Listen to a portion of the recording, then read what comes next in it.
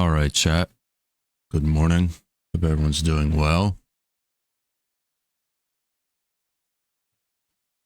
So there's this thing in Arena, right? I'm smoking. Oh, wait. Oh, why? Oh, he got it. Okay. Hello. I'm playing. I'm smoking. Oh, wait. So you can plant there, Oh, right? why? Oh, he got it. But you can't diffuse it unless you have Oh, I multiple almost got it. people. Shit. Oh. There you go, I got it. Alright, I need one guy to prone. You need one guy to prone and one guy to defuse it so you can clip what you see. There we go. So Aaron or Ryan, Taylor has to be That's the only way you can diffuse it. You can't diffuse it alone. Then how are you gonna clip it from your perspective that someone?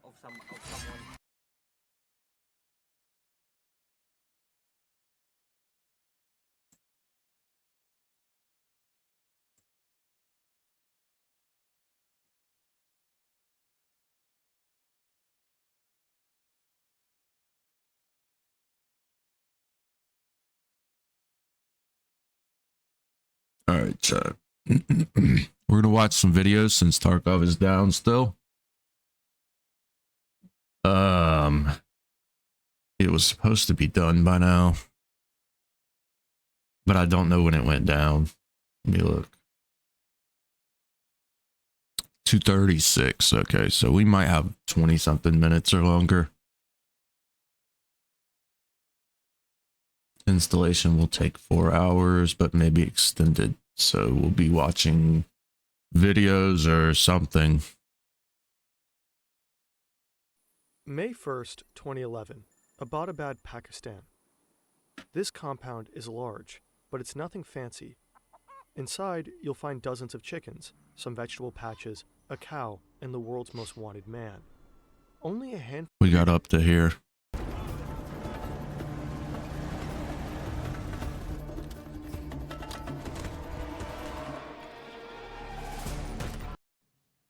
Tonight, I can report to the American people and to the world that the United States has conducted an operation that killed Osama bin Laden, the leader of Al-Qaeda.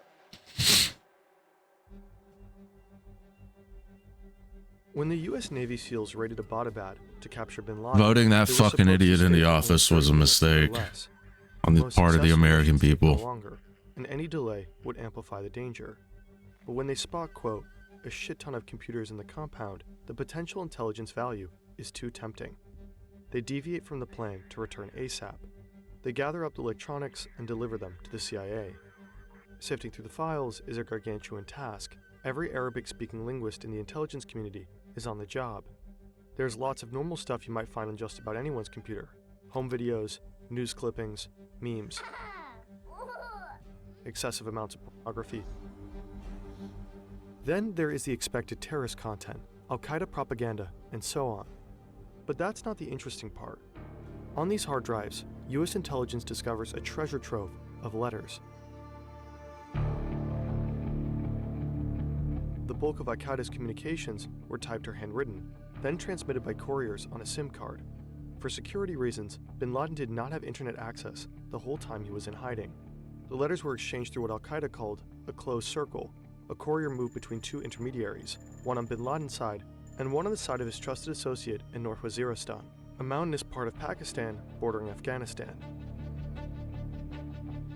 Security measures were so stringent that the courier did not know about the letters he was transmitting, and bin Laden never met him or knew who he actually was. Using couriers was cumbersome and dangerous, but it worked. For 10 years, bin Laden successfully remained hidden, and the world was in the dark when it came to Al-Qaeda. Until, of course.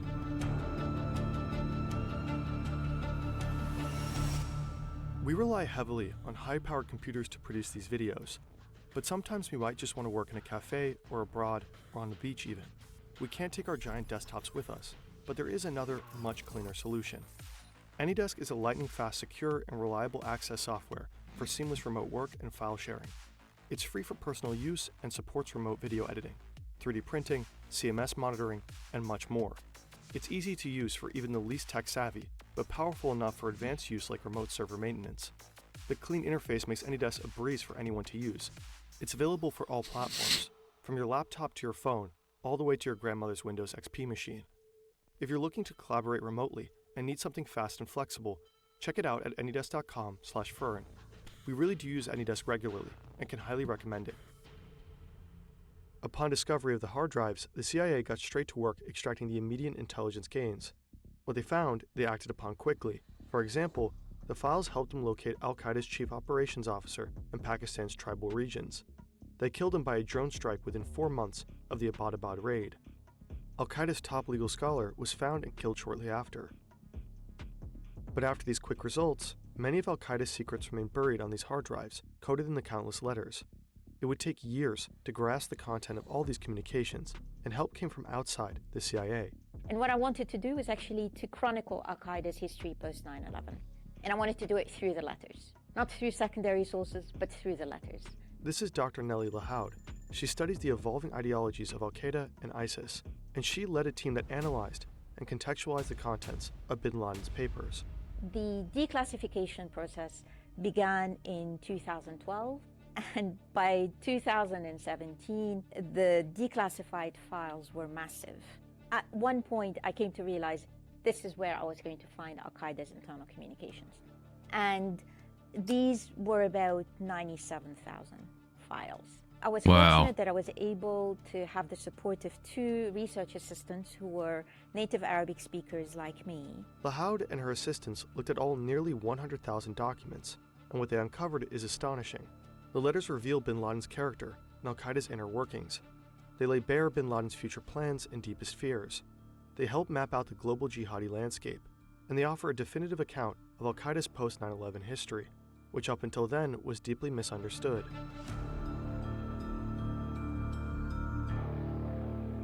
Tora Bora, which means black dust in Pashto, is a remote and barren part of eastern Afghanistan.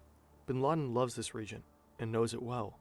It held a special place in bin Laden's heart since the 1980s, when he made a pilgrimage from Saudi Arabia to assist the Afghan Mujahideen in the holy cause of fighting the Soviets. He helped fund the construction of cave complexes in the region and recruited fighters who contributed to the broader resistance movement. The Soviets eventually withdrew, and bin Laden believed his contributions to be decisive. The victorious Afghan jihad inspired the formation of Al-Qaeda, which means the base of an Islamist legion that could wage jihad anywhere. At that time, bin Laden and the Americans were on the same side, both in Tora Bora, supporting the Afghan Mujahideen in resisting a Soviet invasion. Now 14 years later, bin Laden is cowering from them, fleeing into the same mountains that he once used as a stronghold. But the CIA are on his tracks. On December 3, 2001, the situation turns grim for Al-Qaeda. The Americans start bombing relentlessly.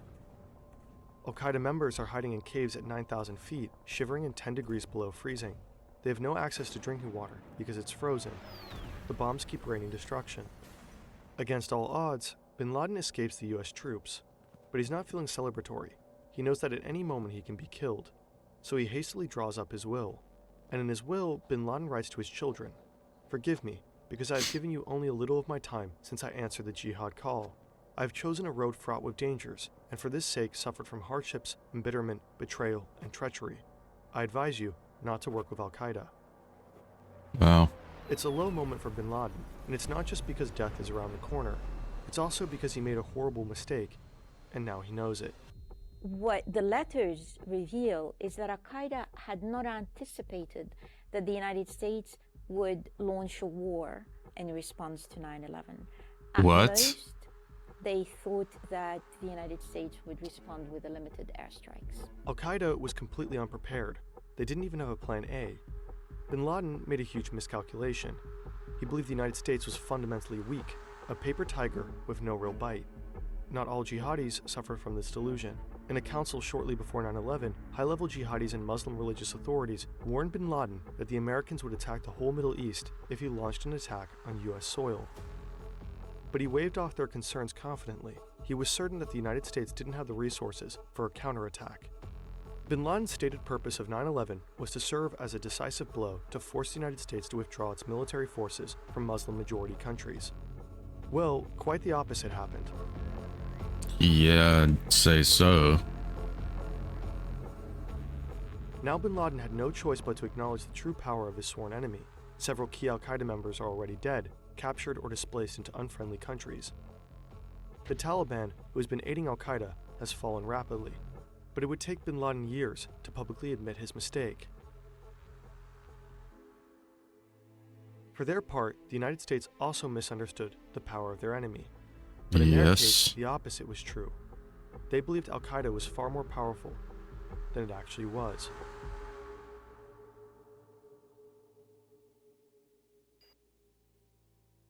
Up until Bin Laden's death, al-Qaeda was widely perceived to be the main. I don't think that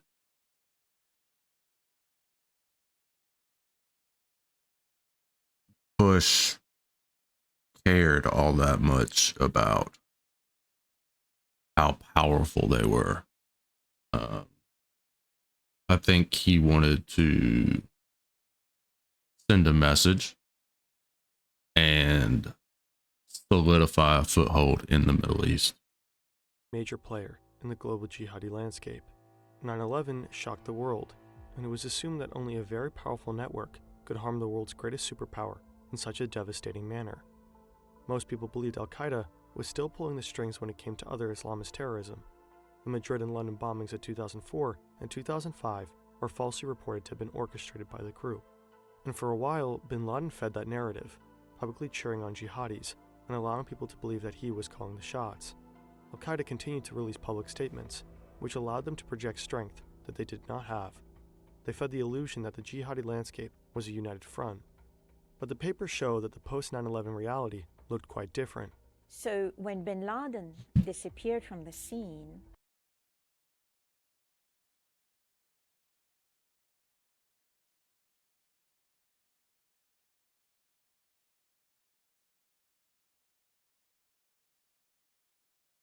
we learned that he stopped communicating with his associates for about 3 years. Now, he was watching the news, he was releasing public statements, but he had no knowledge about what was happening in the world of al-Qaeda itself because he was hiding.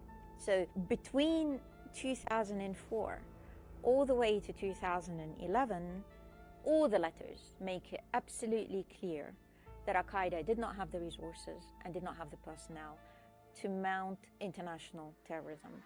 Quote-unquote successful jihadis capable of international terrorism were in almost all cases operating independently of al-Qaeda. From the outside, the movement appeared to be united under al-Qaeda, but in reality, the network was riddled with internal divisions. Al-Qaeda was at constant odds with affiliate groups because of differing strategies, power struggles, and serious trust issues. Later letters show that much of al-Qaeda's post-9/11 focus was on managing these tensions. In highly bureaucratic al-Qaeda memos, you can tell that bin Laden's educational background is in business administration and not religious scripture. He's a hands-on boss with a tendency to micromanage, running al-Qaeda like a failing company. He's preoccupied with the competition, with rebranding, with PR scandals, and with potential mergers. He's anxiously trying and failing to control the affiliate groups. He's afraid different strategies are tarnishing the al-Qaeda brand. These groups ended up focusing their attention locally, and in the process, they mounted many indiscriminate attacks that saw many Muslim casualties, and this upset bin Laden deeply.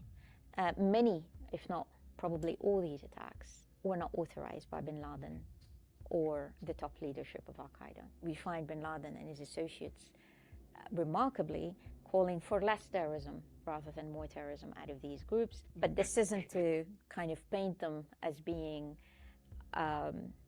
peaceful makers. They wanted the attacks of all these groups to be targeting the United States. The United States' counterterrorism efforts didn't reflect any of this complexity. The Americans believed that al-Qaeda was growing stronger by the day. They were fixated on al-Qaeda as the main threat.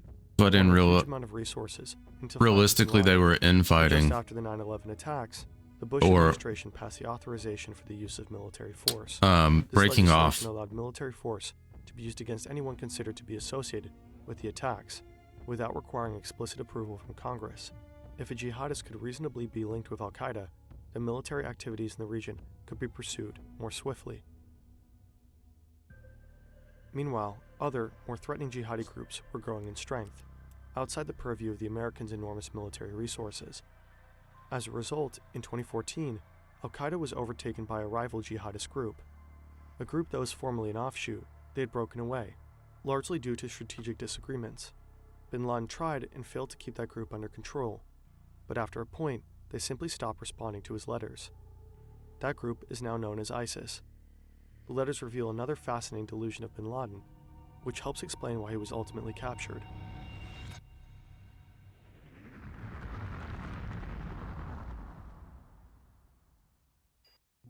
For nearly a decade, bin Laden has been on the run from the US. His entire life and the lives of his family members are focused on evading capture.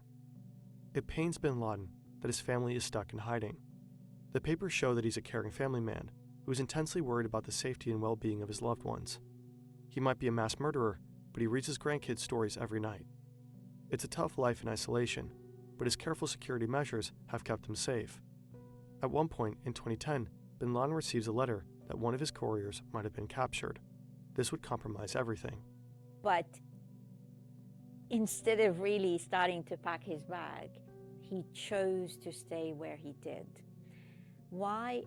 Bin Laden had a soft spot for his family. At that time, his wife, who was detained in Iran, as well as his son, were released and they wanted to join him. So bin Laden's role as a kindly patriarch may have been the reason for his ultimate downfall. He was too wrapped up in his family matters to give the courier threat his full attention. But there was another reason, something completely unexpected. A world historical event. Not he nor the world at large saw it coming.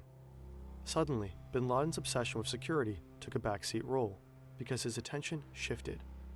In December 2010, a wave of uprising thunders throughout the Arab world. People are fed up with corruption, poverty, and authoritarianism.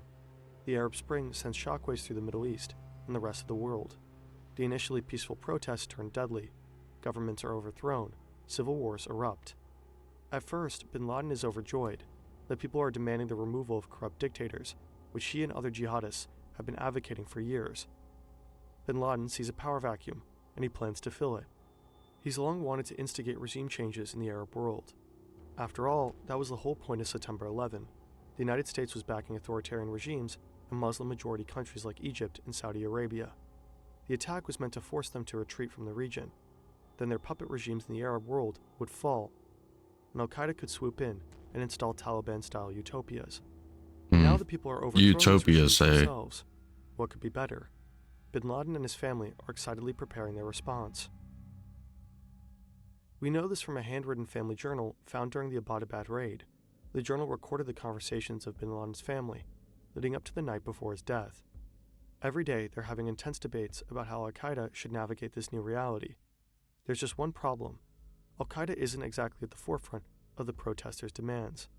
It seems that many people want democracy and not a caliphate. And the situation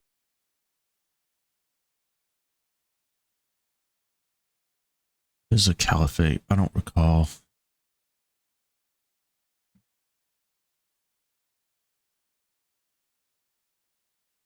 PH. Institution or public office under the leadership of an Islamic steward with the title of Caliph. Khalifa. Okay. Person considered a political religious successor to the Islamic prophet Muhammad, leader of the entire Muslim world. Ummah. Historically, the caliphates were polities. Okay. Based on Islam, which developed into multi-ethnic transnational empires. Okay. Group of people with a collective identity. Okay. Polis. Gotcha. City.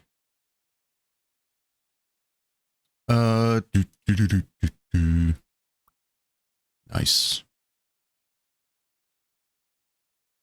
situation keeps changing rapidly, so strategizing is tricky. In his last few days, bin Laden relies a lot upon his two millennial daughters to formulate a stance. Maryam and Sumaya are 19 and 21 at the time. the journal reveals them to be sharp, passionate, and willing to challenge their father. They ask him the hard questions, like, is it possible that some among the new generation will believe that political change can occur without jihad? After all, the West intervened in support of overthrowing the Libyan dictator and seems generally in favor of the uprisings. Bin Laden is stumped. At points he is almost hopeless in his confusion, one day saying, "We cannot do anything except intensify our prayers." But his daughters push him to make a statement. The political moment is too important to waste.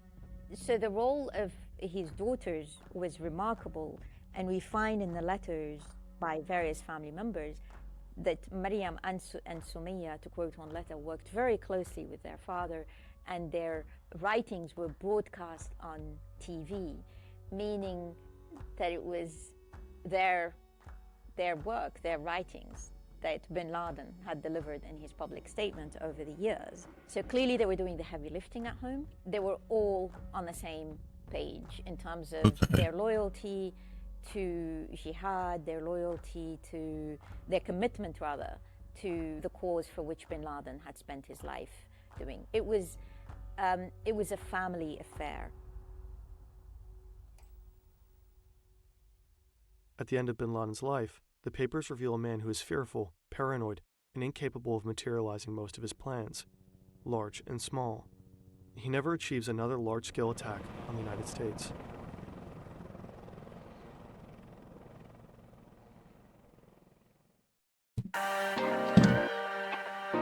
Let's do a 2 PC setup for OBS.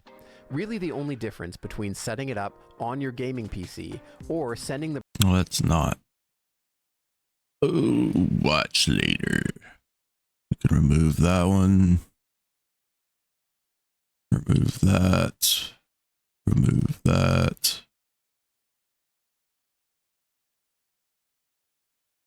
We didn't finish this one. Take a video. What are you doing? What are you doing?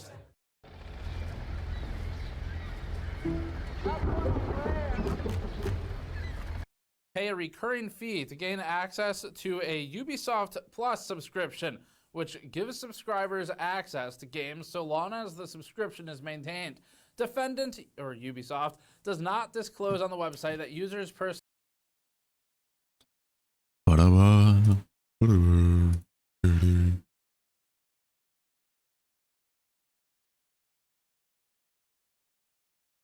identifying information, or PII, would be captured by the Meta Platforms Incorporated or Facebook tracking pixel and then transferred to Meta, thereby exposing the subscriber's PII to any person of ordinary technical skill who received that data. Defendant does not seek and has not obtained consent from PII users to utilize the pixel to track, share, and exchange their PII with Facebook.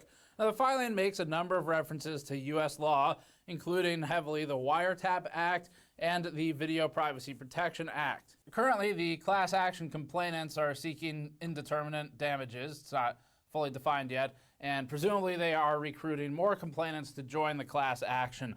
So key complaints in this 46-page document include points that Ubisoft shares browser and other events with Facebook, insinuating that there may be a link between the user's Facebook account and Uplay account, and that this information can be exchanged between the platforms for advertising. Page 18 of the complaint includes an example where searching for the division on the Ubisoft store ends up disclosing data to Meta via the Facebook pixel.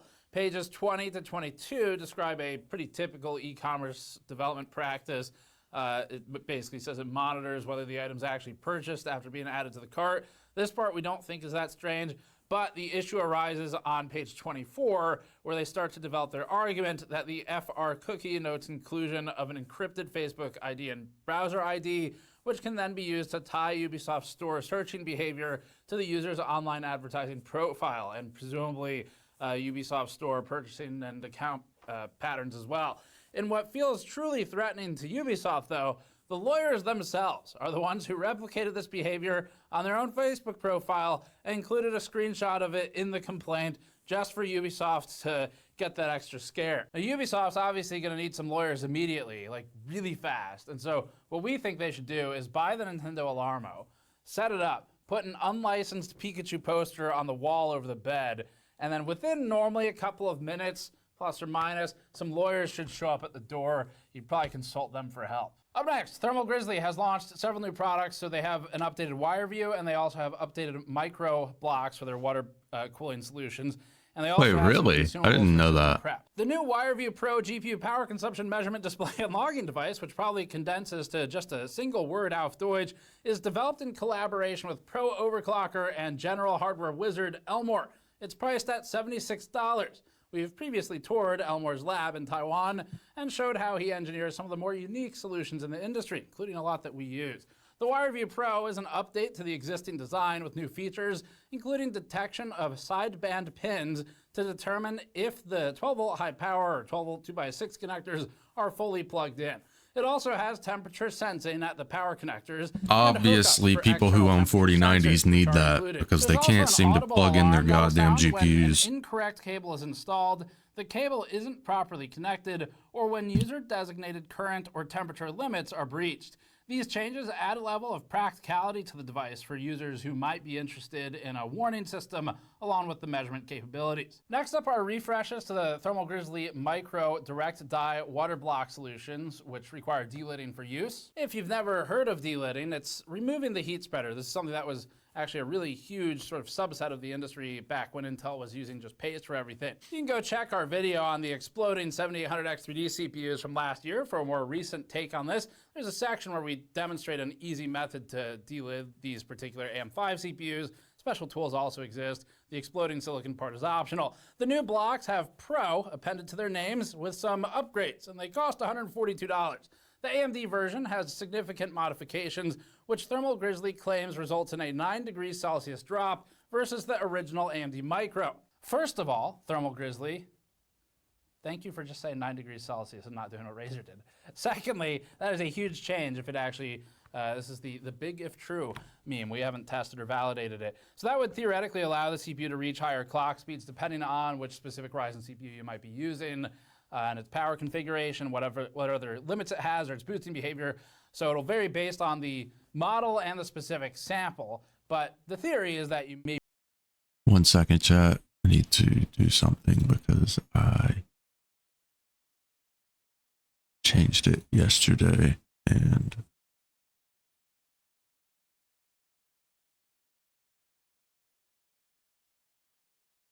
want it to be back. Extra performance out of it. Mostly it's just going to be cooler. The most interesting change is to the cold plate. The cold plate features a hybrid fin structure that corresponds to areas of lower and higher heat generation across the CPU package. The area over the I/O die has shallow grooves with wide spacing, and the area over the CCDs has deep grooves with tight spacing. Other changes include thinning the cold plate overall and tweaks throughout the block to optimize for flow. The updated Intel version of the Micro features a uniform fin structure, but Thermal Grizzly claims 6 degrees Celsius lower temperatures versus its predecessor due to various similar upgrades. Last, Thermal Grizzly launched a set of 2-stage cleaning wipes for thorough prep of surfaces before applying paste or liquid metal, as well as pre-cut sheets of Kapton tape for electrically insulating components around the die to protect from conductive tamp. Now, frankly, the cleaning wipes, I just use blue shop towel and some rubbing alcohol, and that'll get the job done. The most anticipated hardware event of the year just happened, and it was right under our noses. We didn't even notice it.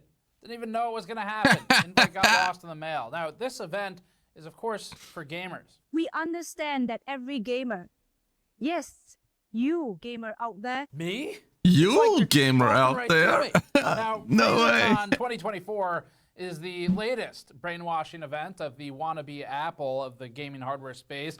Razer this time unveiled haptic chair ass pads, and it also had a really expensive laptop cooler. Now, we're going to look at the ass haptics first. But what if you could feel it? So the ass vibrational Freya is connected by a power wire, giving that tethered gaming experience we all want. You might be worried about tripping and rolling over a cable attached to your rolling chair with wheels, but Razer solves even the problems that it itself must create. When the cable simply disconnects, if someone trips over it. As for the price, like the snake that Razer brands itself as, it tried to trick us all. You would think it would go for $999. Nope. How about $499? Nope. Just $299. That's right. The Bro, Razer that is the Freya most infomercial bullshit I've ever seen. What the fuck was that? Why? That was completely unnecessary. Just tell people how much it costs. The fuck? You might think it go for $999. No, $499. be in Bruh, your fuck hands off. and under your ass for just $300. Or in other words, the cost of a well-designed office chair if buying used, from one of the many corporate layoffs happening somewhere near you right now. You might even be able to get Herman Miller at that price used from Microsoft or Intel. The new Freya Ass Haptic device is a pad that you strap to your chair. It has multiple vibrating elements, and it's intended to connect with video game events, videos, music, to provide feedback in real time. Examples included spell casting and Hogwarts. We'll let Razer describe what these things do. As you feel Because the you intensity definitely of the attack, should feel. concentrating at your waist, then your chest and leg. Okay, I gotta stop them there. I'm not sure where this is going, but rather not be demonetized right now. So Razer says that the haptic ass pad increases immersion, and it also says, Now let's dive deeper into what makes The Razer haptic Freya ass such a pad's revolutionary product, crazy. covering immersion, form factor, and last but not least, connectivity. and by innovative connectability, they actually mean that there is a barrel plug that you can disconnect for the power to the chair. It's true innovation. No one has ever seen a disconnectable plug before. This is the final product version of the Project Esther that the company showcased at CES back in January.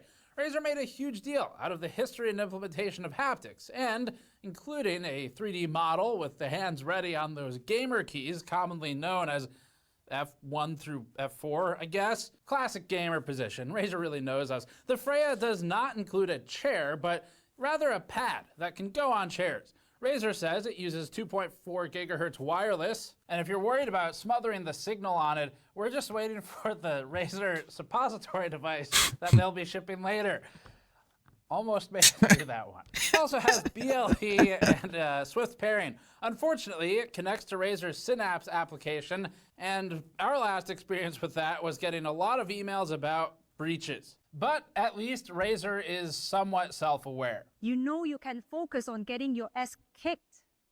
Literally. Next up at Razer You know, you can focus on getting your ass kicked, literally. Because you're not playing any better with a fucking chair that's vibrating on you.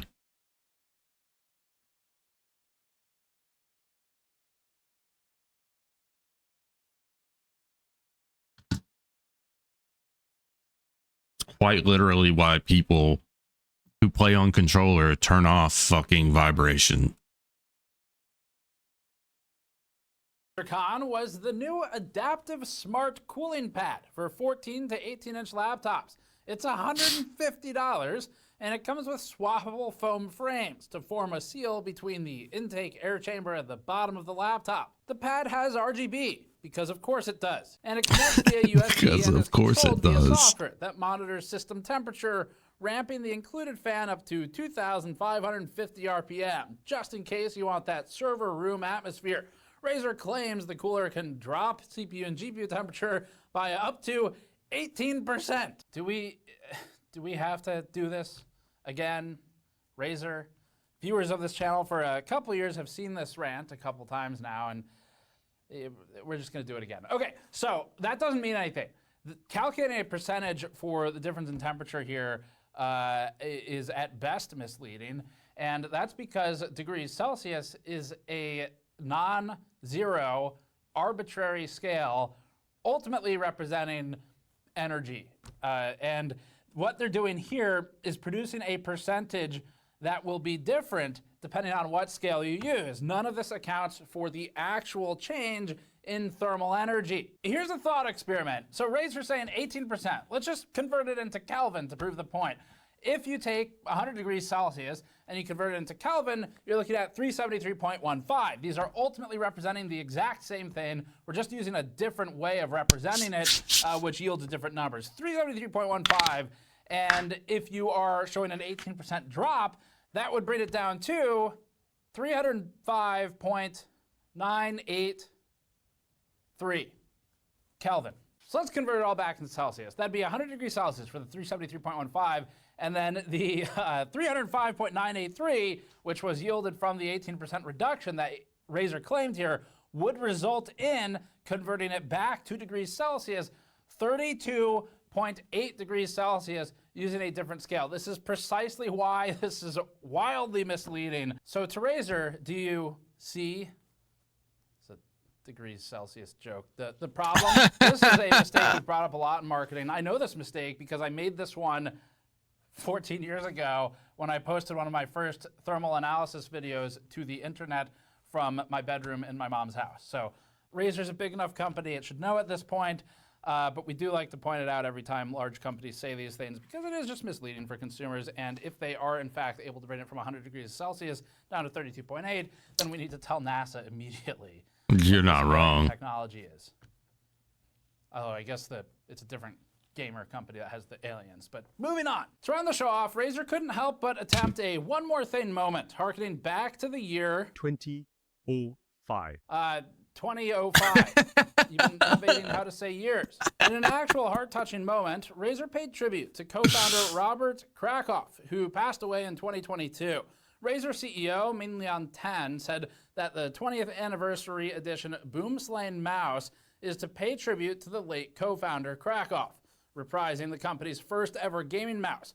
There aren't many details yet, but Razer wants to use the original Boomslang iconic shape and retrofit it with new technology. That looks Razer showed, this mouse is super probably among the fucking most uncomfortable. interesting to us, mostly because we're really curious to see how an older style chassis and design from an era before all of the refinements to the ergonomics would feel with new sensors and tracking and technology. AMD's board partners have now basically fully released the X870, X870E boards with the new chipset. Of course, as for why right now, absolutely nobody knows why AMD might right now choose to release them. We can't think of any reasons why now might be a good time. There are too many boards out there to go over in full detail, so we'll do a flyover of some that we consider a little more notable for one reason or another. First off, if you're already on AM5 with the 600 series board, there's really no major reason to upgrade unless you hate your specific board. The biggest difference is USB 4.0 now being mandatory in some of these configurations, and slight differences in which PCIe lanes are guaranteed to be Gen 5. The cheapest new board at the time of writing is the ASRock X870 Pro RS for $200. The board has a 14 plus. Hey, yo, that's a beautiful board. Gigabyte's X870 Aorus Elite Wi-Fi 7 ICE is $290. We are so up, chat. The least expensive board we can find with a 7-segment postcode readout at the time of writing this. Hitting $300 is the MSI MAG X870 Tomahawk Wi-Fi with 4 M.2 slots. These names are really long. 5 gigabit LAN, a 7-segment display, which is nice to see, and acid yellow-green accents reminiscent of the Gigabyte Sniper motherboards. The Asus TUF Gaming X870 Plus Wi-Fi is $310, has similar feature set to the Strix boards in some ways, but a lower price point. Next is the ASRock X870E Nova Wi-Fi for $350. Has an array of high-end specs, but we're actually including it because we think it has the most interesting look. I actually kind of like that deviation. There are large areas of purple and blue, and we like it when motherboard makers get bold with color since everything else is generally a sort of monochromatic scale with some RGB sprinkled on top. We'll also throw a quick mention of the Tai Chi Lite because it's basically a flagship board with all the flashy stuff stripped out of it. It's the opposite end. Asus has the only new ITX board with photos right now, but it's not for sale at the time of writing. It's called the ROG Strix X870i Gaming Wi-Fi and is very similar to the other recent ROG ITX boards. Finally, Asus has the most expensive new board, because of course it does, with the ROG Crosshair X870E Hero at $700.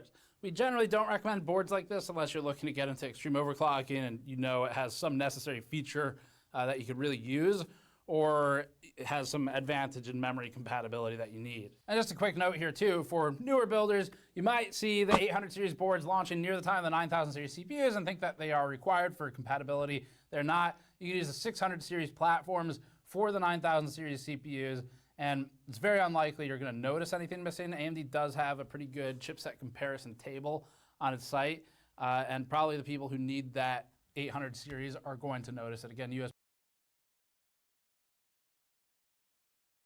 Okay, there we are. Oh, cool. Oh my god. We're so on top, chat.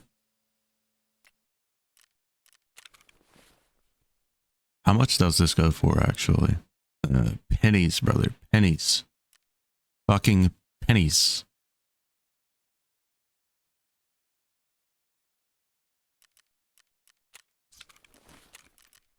Literal fucking pennies, chat.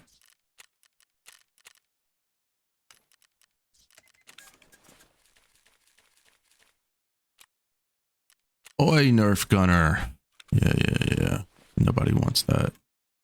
Oh, wait. Somebody did take it. Oh, what a piece of shit.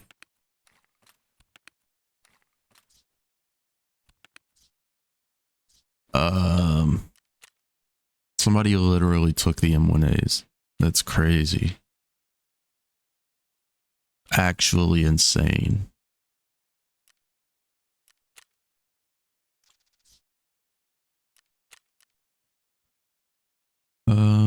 Where is it at? Where is it at? There we go.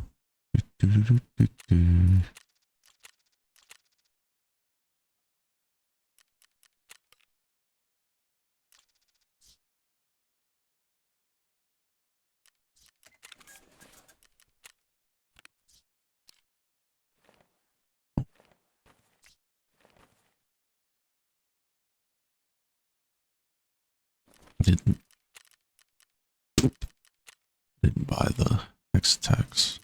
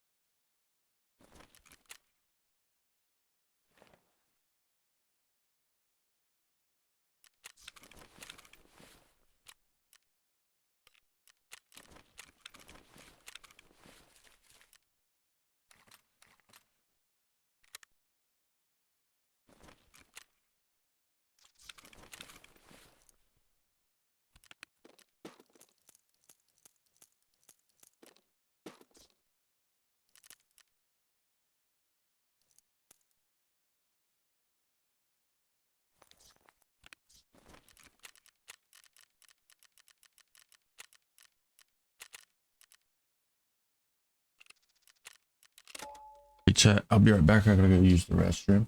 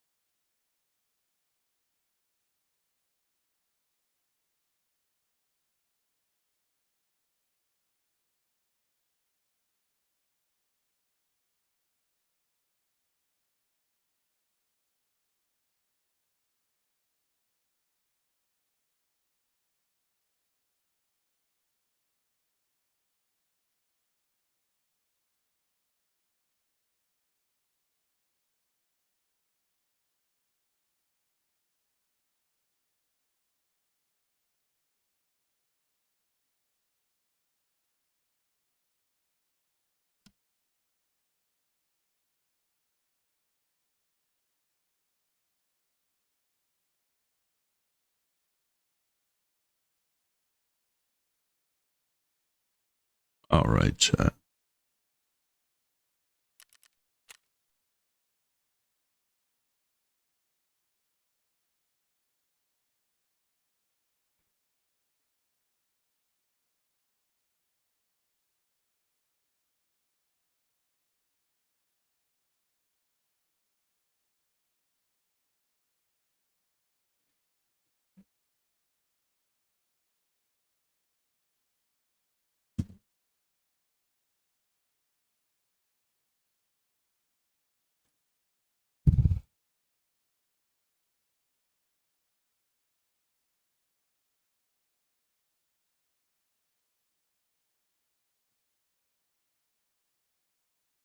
just before is kind of the most obvious mandatory difference with some of those boards. So you can save a lot of money by going with the technically previous generation chipset. Just want people to be aware of that because probably a lot of people who are newer won't realize it. All right, up next, Team Group is launching high-speed DDR5 with both Intel XMP and AMD Expo profiles on the board. It calls this dual mode DDR5. They'll be available in 8 SKUs from DDR5 6400 to 8000. Having both XMP and Expo profiles on one physical kit of memory isn't new, but these kits distinguish themselves by offering DDR5 8000 for both types of profile at the same time. DDR5 kits can support up to 5 profiles, 3 from the vendor, and 2 user configurable. We just don't often see more than 1 or 2 set by the vendor. Up next, Noctua has finally launched the square or normal version of its 140mm fan design standard square frame called the NF A14x25G2. So this is kind of the desktop variant of what we found on the NHD15G2 we reviewed. Noctua wrote this, quote, "After almost a decade of development work, we're proud of the substantial performance uplift that we have managed to achieve with this fan." Now again, the round version of this was included on the D15G2. You can check out our review video if you want to see that. The new fans incorporate Noctua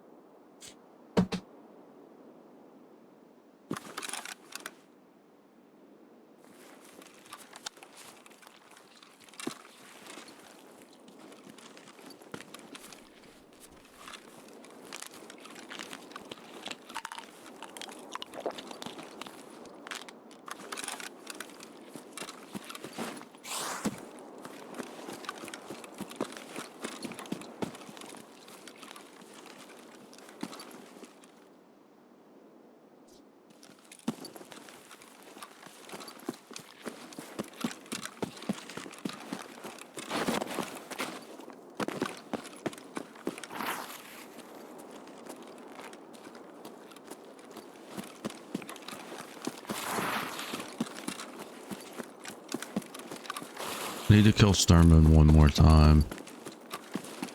So while we're here, then I'm gonna get I'm gonna look into how to kill Zerachi. I think we have to kill him from on the other side of the bridge, but you have to shoot him twice in the face, I believe.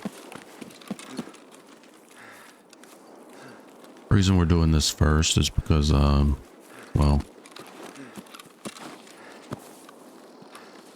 I need Lapua, and I can't.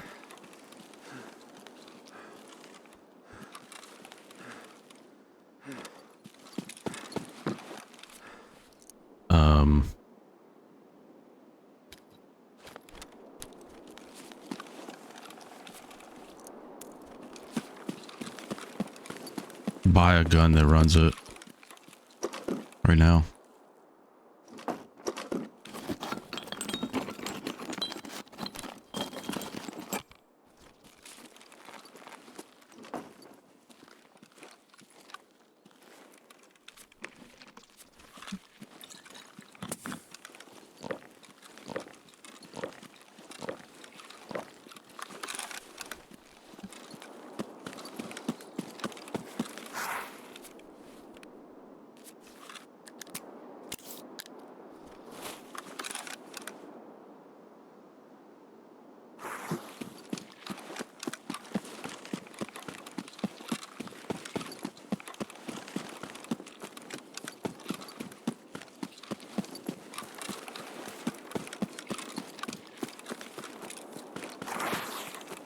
Also, hold on. I need to look at something real quick. It's supposed to be running this off and that on for some reason.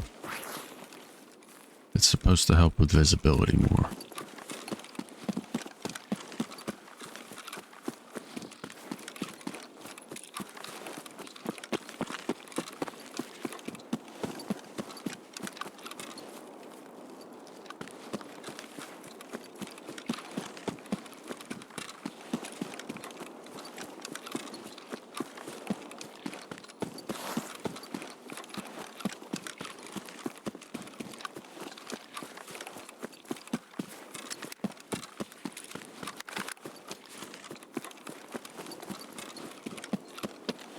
I don't know what the effective range of this gun is IRL, but I feel like it's got to be at least 200 meters, right?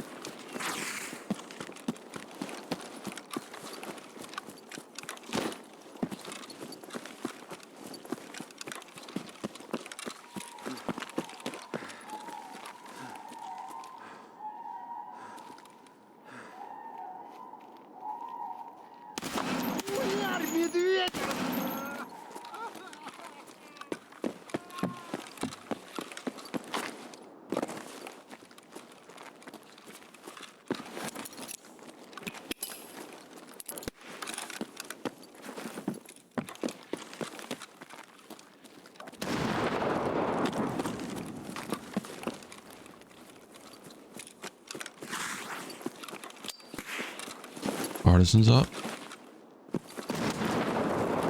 Some fucking where.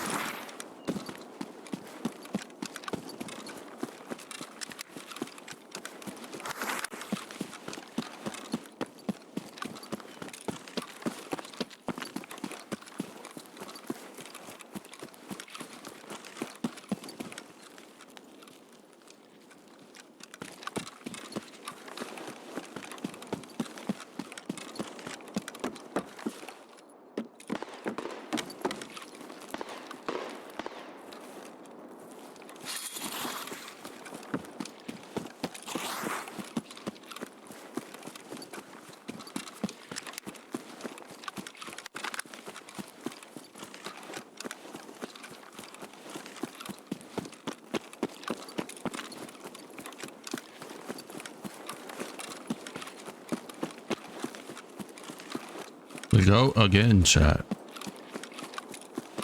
Resets we'll get.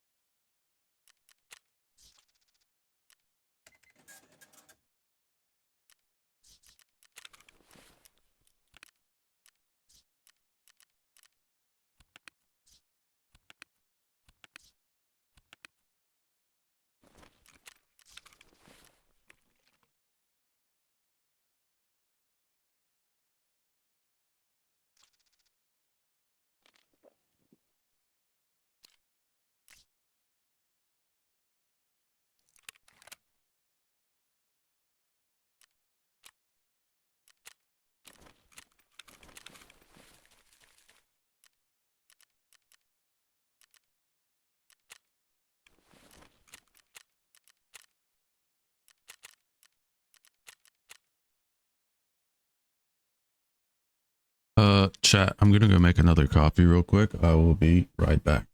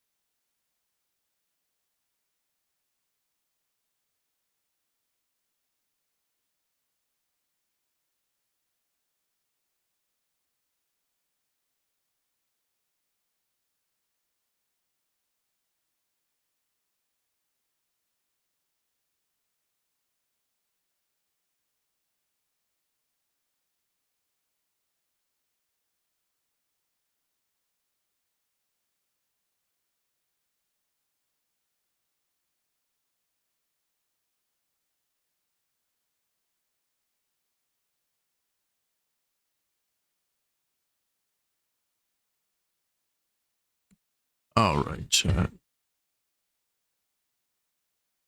Let us go.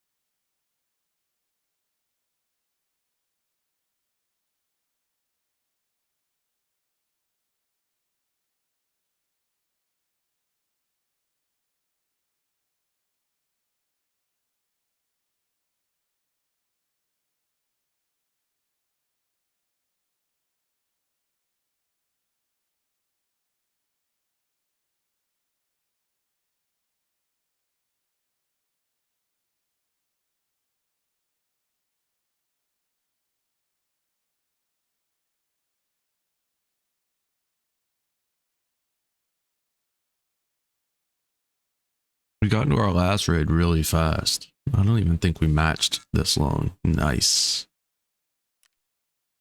Nice. You'll love to see it. We did work to our back end. Okay. Maybe they should have done work to the matching.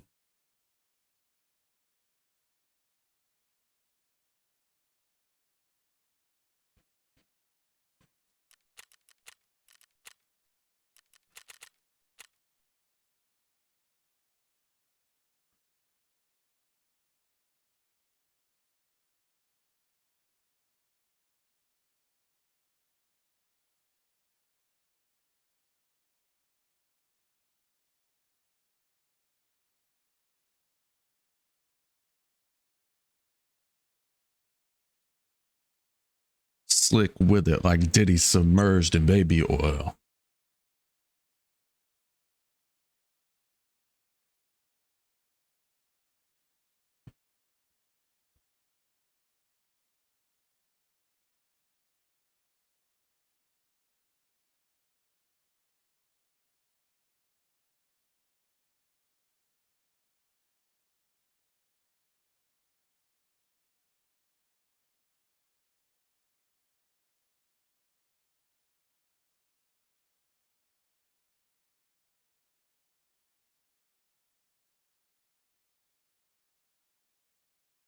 Oh, we need to check our we need to check traders for event quest or something.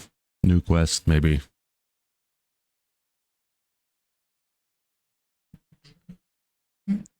The reason that I was talking about killing bosses is for not that one. Where is it at? Eliminate every boss once, right? So I still need to kill Sanitar, Killa, Gluhar, and Kaban. But Zarati is on this list as well.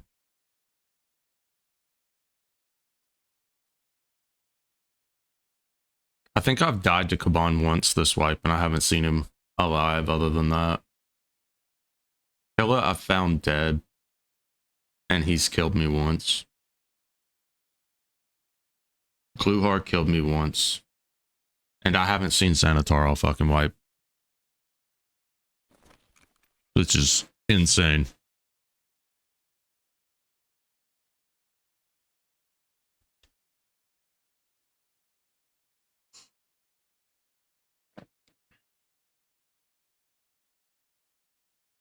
Cirque du Soleil.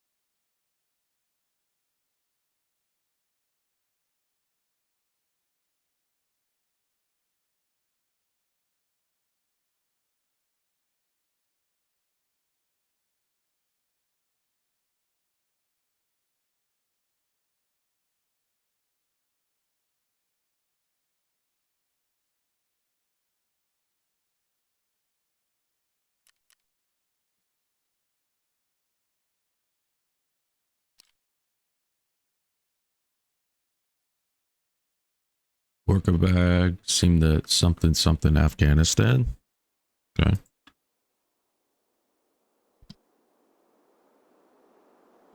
I didn't know Partisan was in GWAT.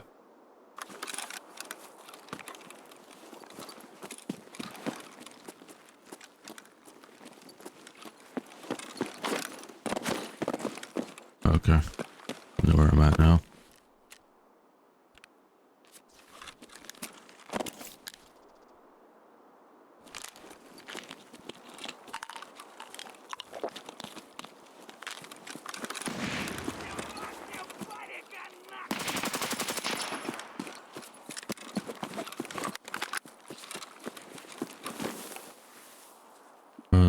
Power. Okay. Edit. Yeah. Up. Balanced. Okay. I honestly think I'm stuttering less on the balanced plan compared to the high performance or ultimate plan. Oddly enough.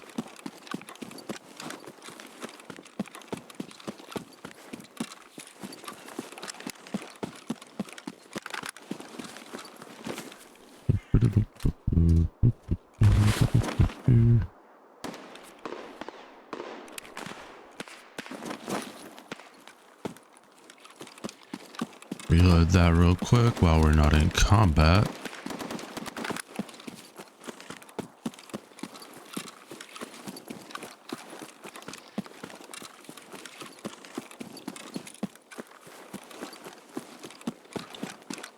I need to look at my Discord messages here in after this raid if I can remember. A guy recommended me to change a singular setting just for visibility's sake.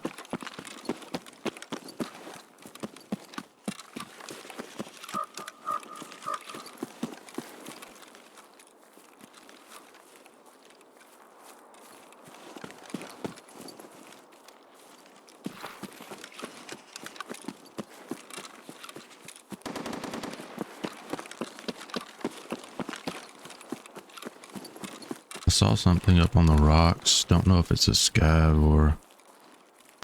Yes, it's a scav.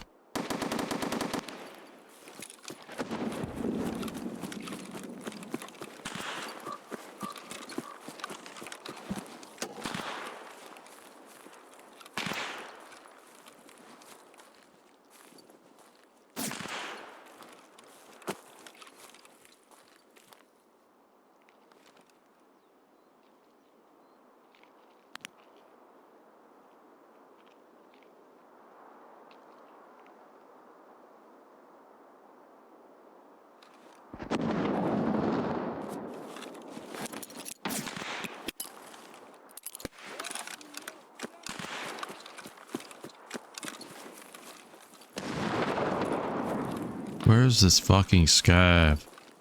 They keep shooting at my goddamn head.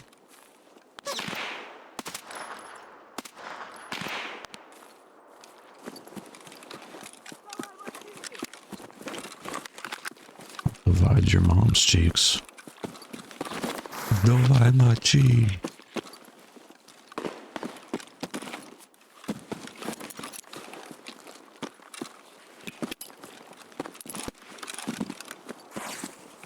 I don't think Starman's here.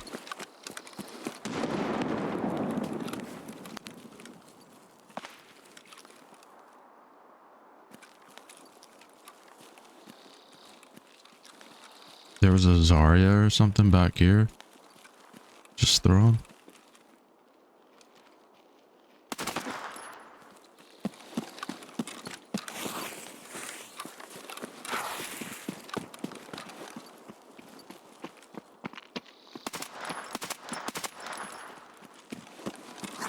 I didn't just whiff all of those shots. No way, man.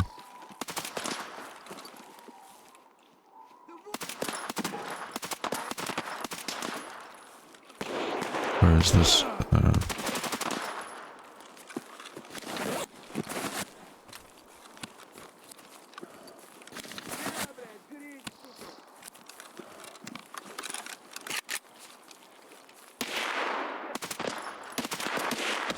Brother, just die.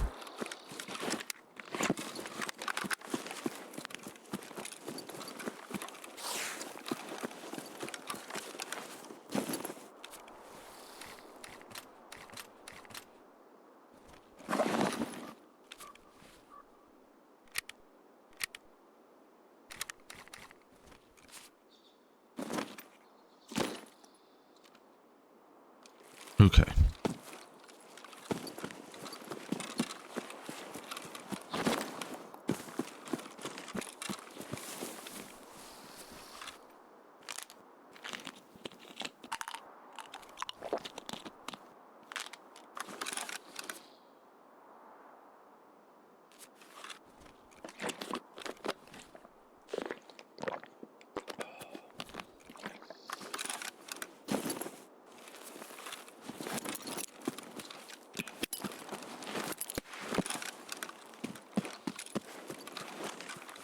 He's definitely not up.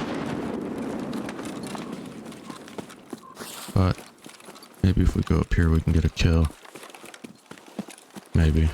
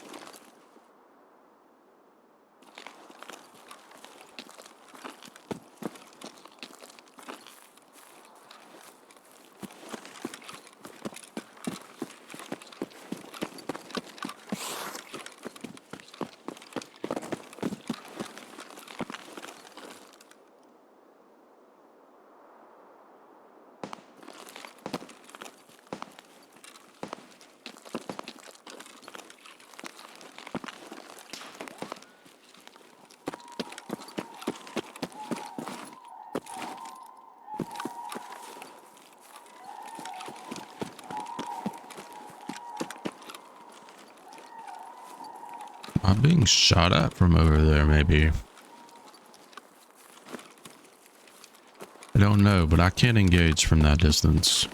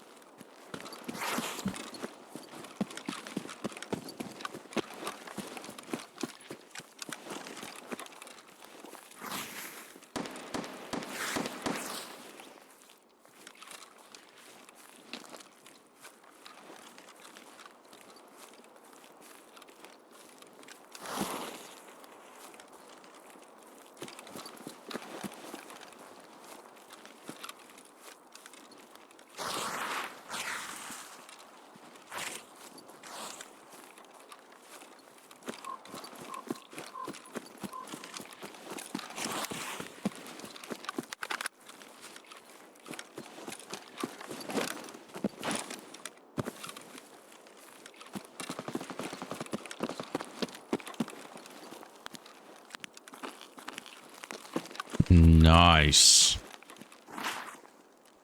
You'll love to see it.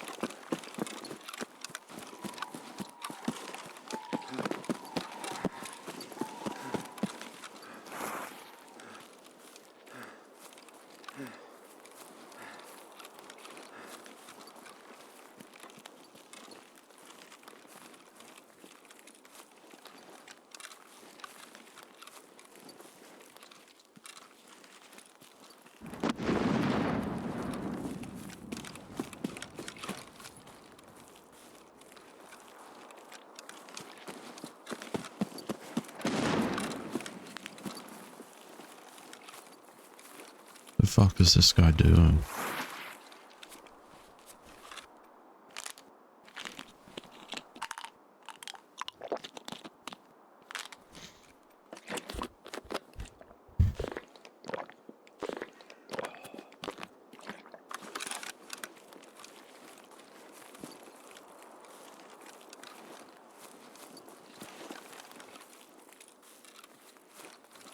Also, this feels so much faster than it did yesterday.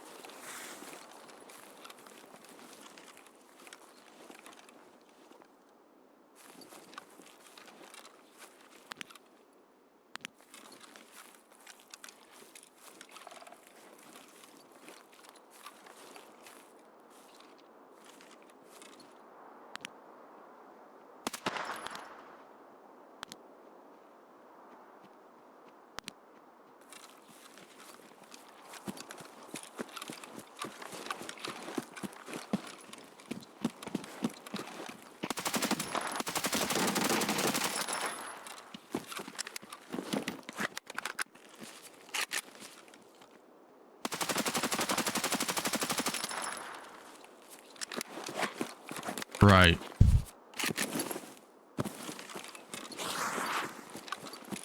Anyways,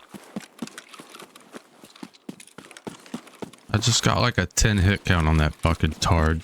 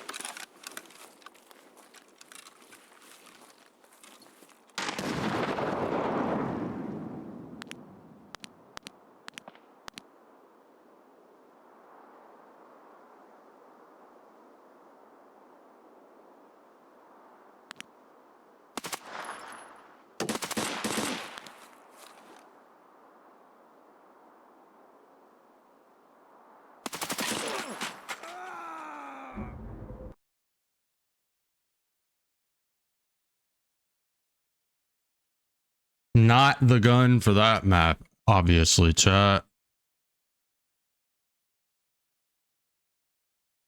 Oh, so cool. He's running a 0 ergo SVD.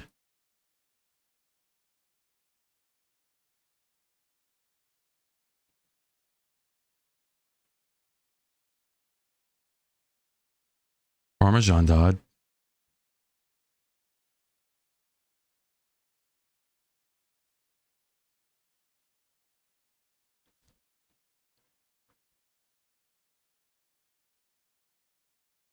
GG's, chat.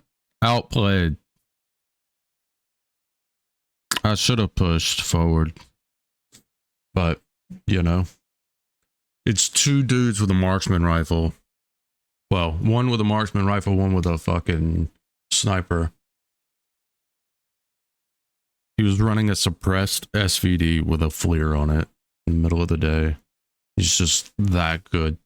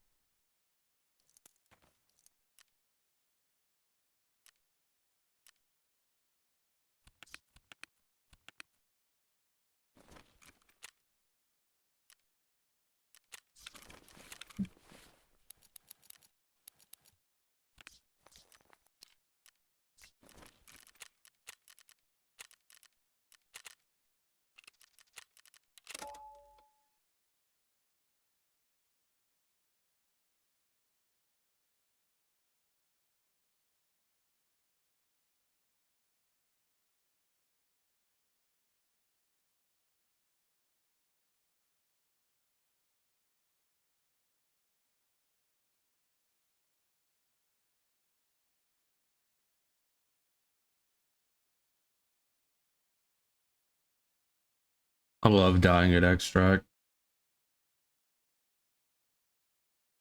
So good. There's a whole goddamn map and like people like to just fucking hang out around the extract.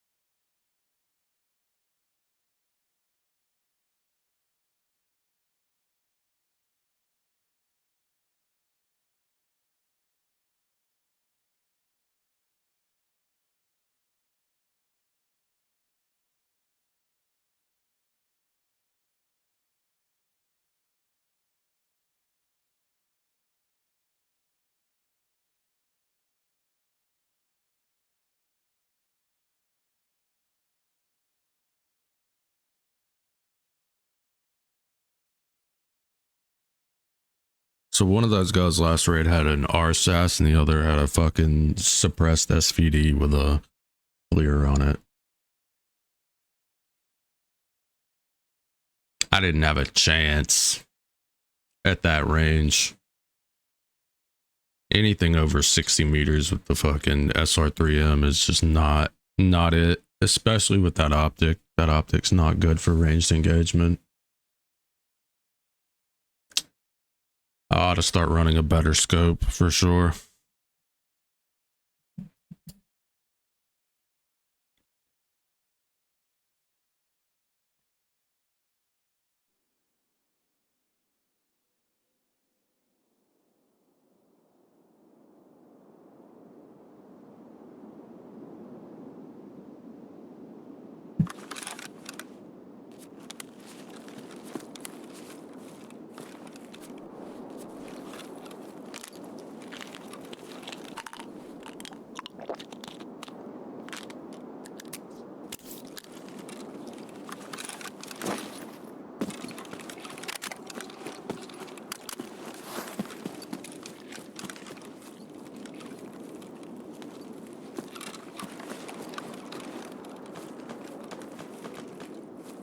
I wish when you ADS'd with every gun, it felt the fucking same, but it fucking doesn't. This feels like a completely different gun than I just had.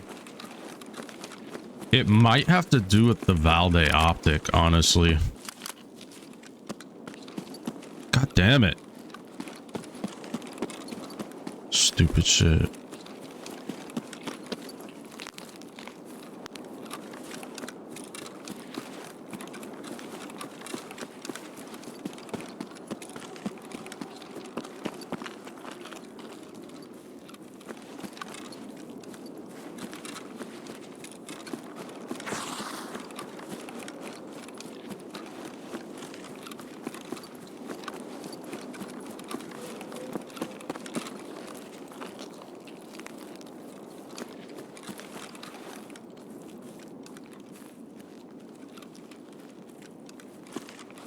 I like the Valde though for its sheer size.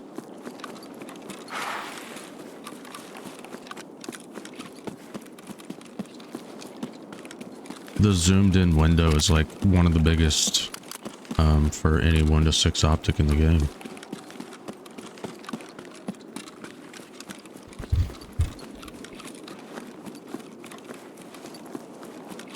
Parmesan ran away and died last raid. Isn't that hilarious? Oh, very cool.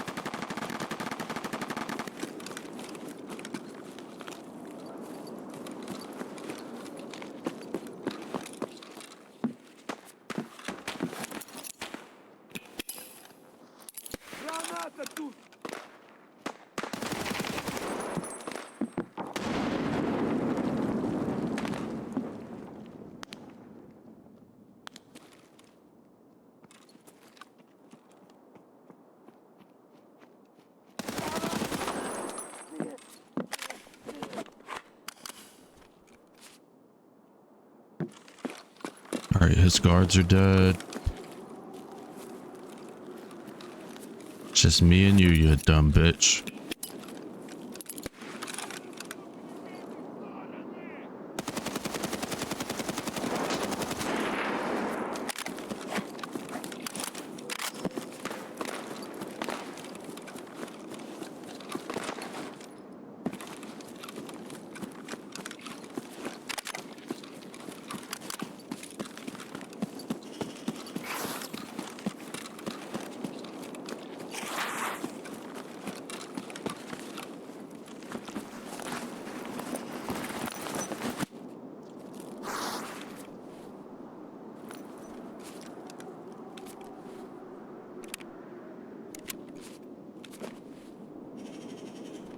heard something.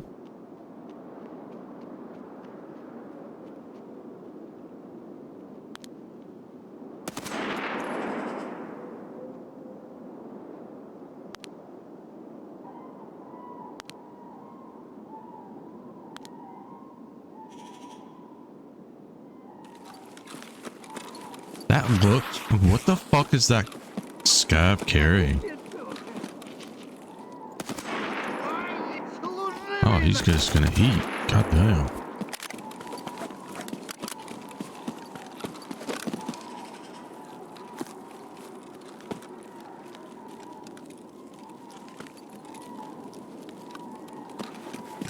Hold on. What is my sharpness at, chat?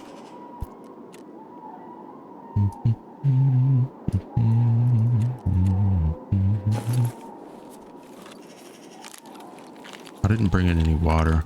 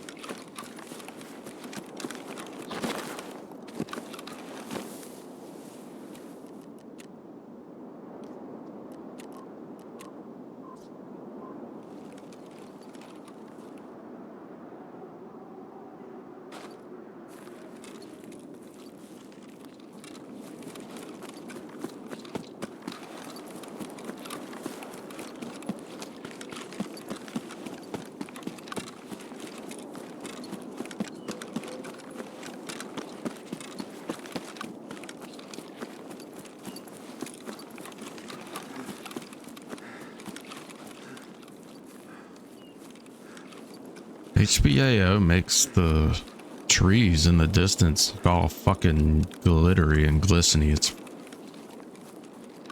really annoying to look at.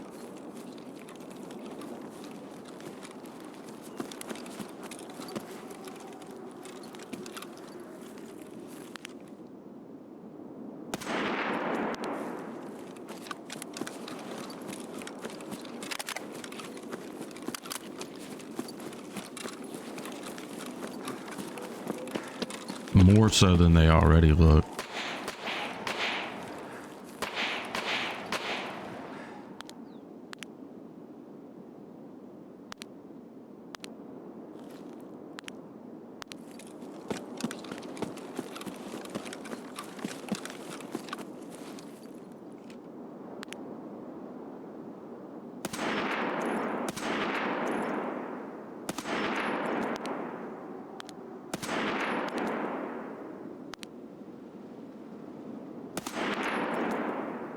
He's still running.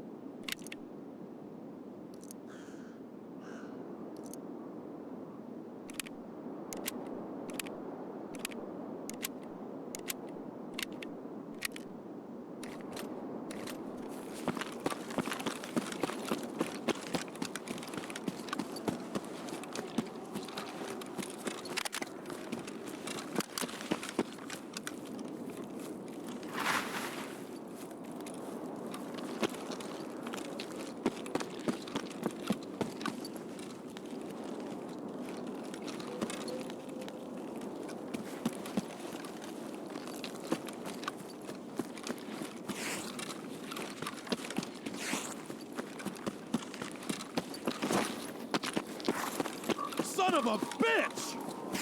Goddamn Ruskies!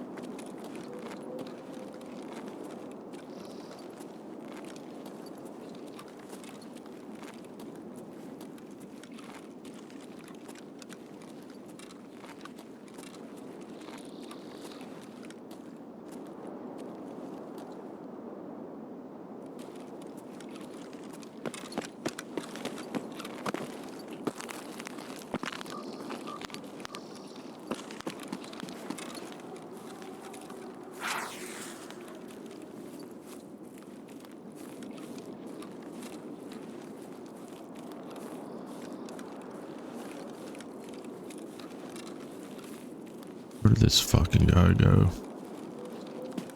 I need to kill him.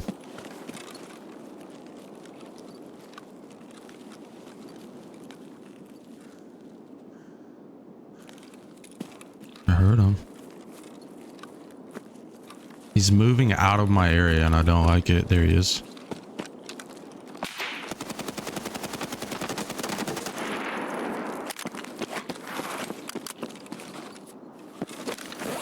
I don't think he counts. Rip.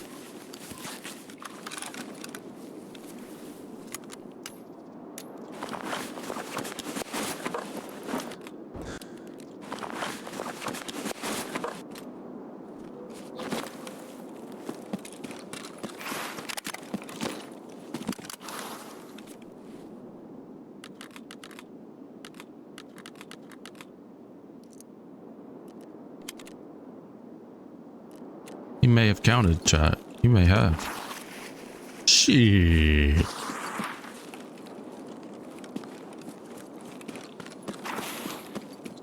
What you got in your pocket? Oh, we already checked it.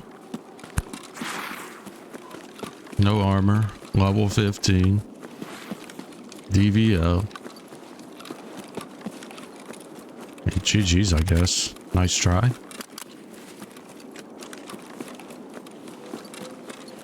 Chat, I've been thinking I might go with like a 165 hertz 2K OLED monitor. I haven't looked at them yet, but if they are, you know, like $100 to $200 cheaper than a 240 hertz, I might go with a 165 just because, you know, I'm not getting 240 hertz on most of the maps.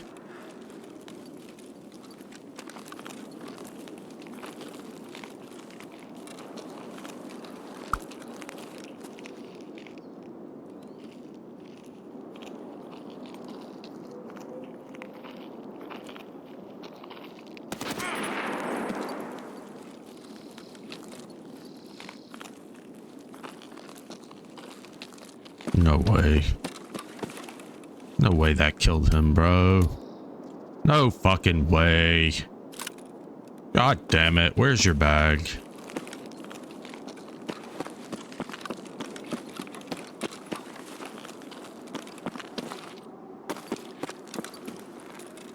He doesn't have a bag? Surely there's a bag somewhere.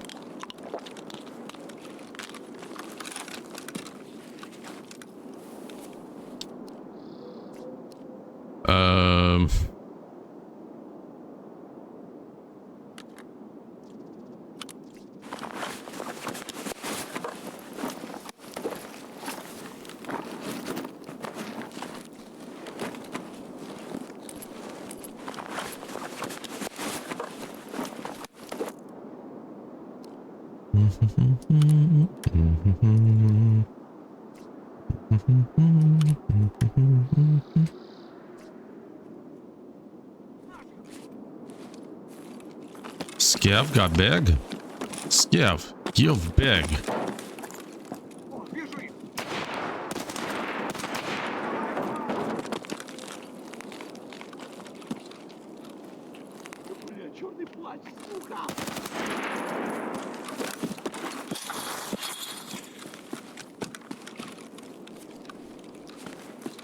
Skev backpack, yes.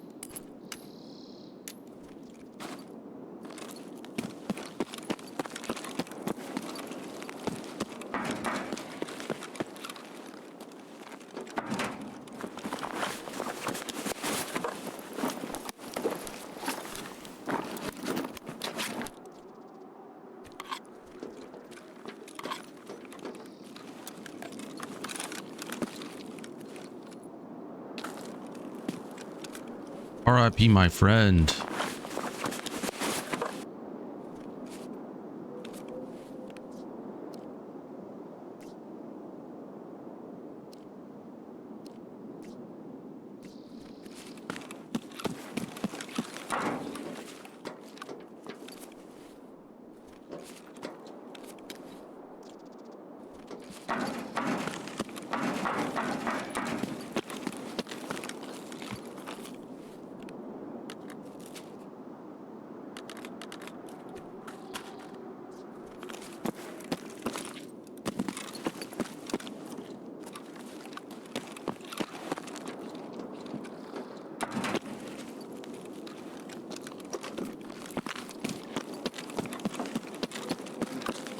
Hey, yo. Just a fucking random moonshine chilling.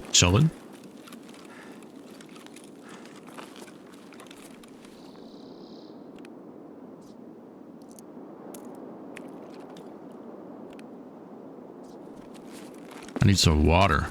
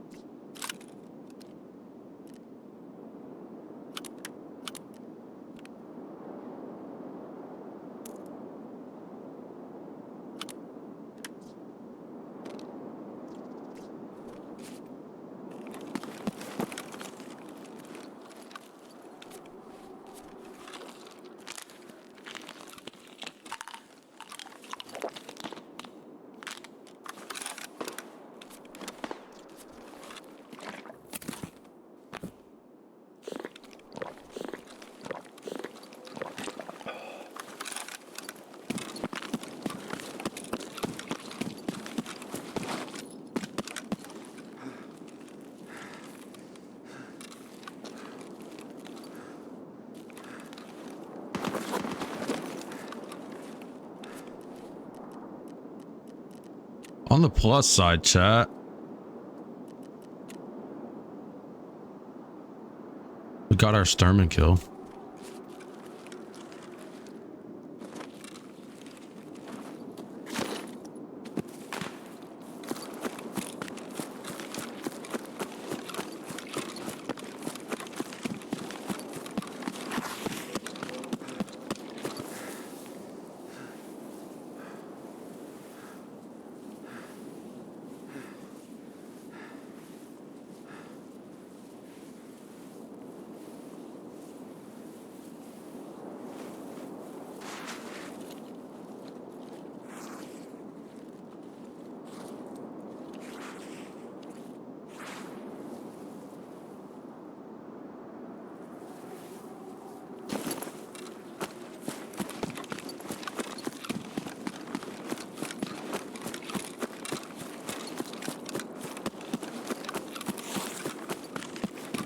Which means we can, I don't know if it's a barter or a purchase, but buy the, we can acquire the Mjolnir.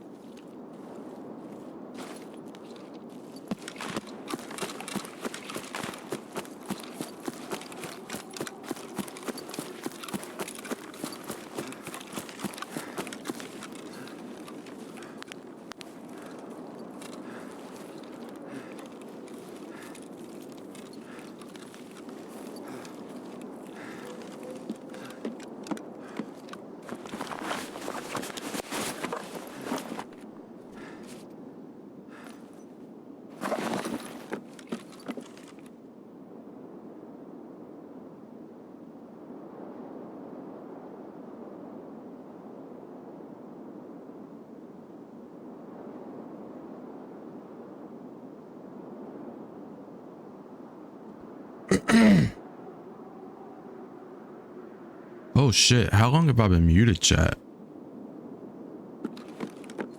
I'm sorry. I apologize.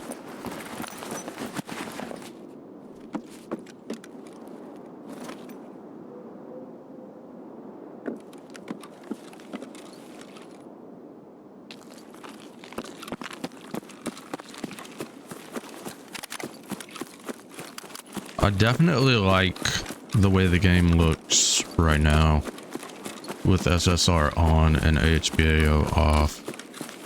HBAO adds like this weird, it almost looks like aliasing. Sort of like when you upscale in this game and water turns like to shit, it makes all of the trees look like that. Kind of annoying to look at, especially for long periods of time.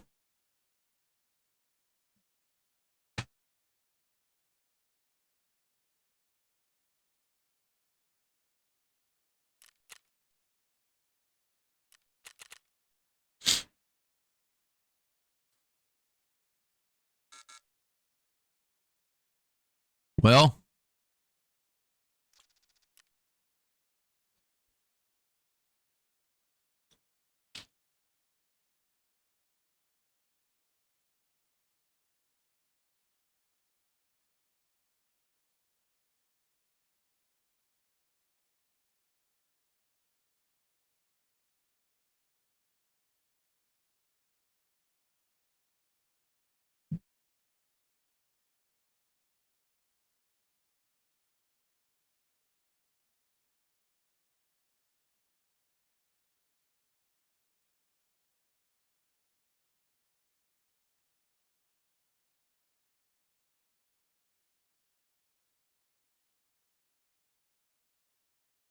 oh, it closed our game all the way out, chat. Huge. On top.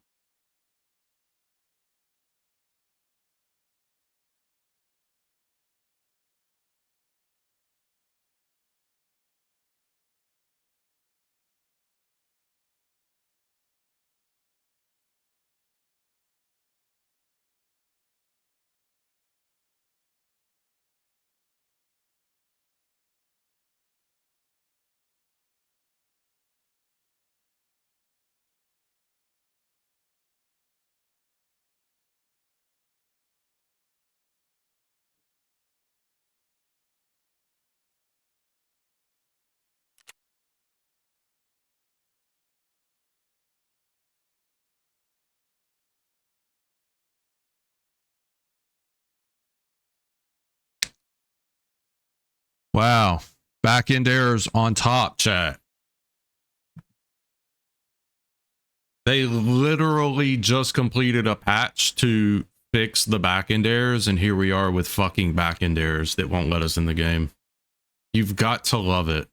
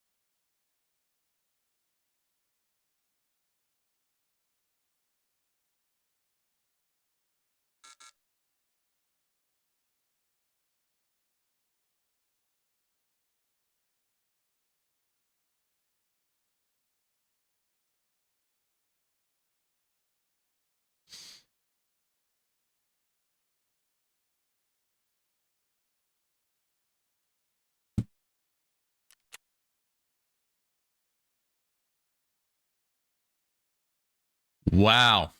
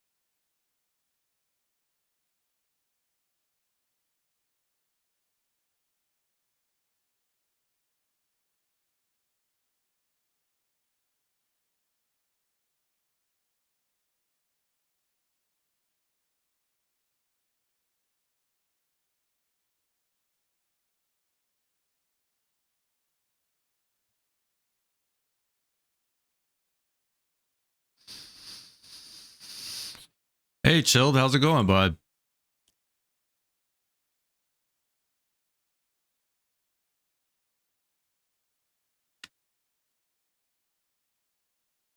How are you doing today, man? Why don't I have timestamps on?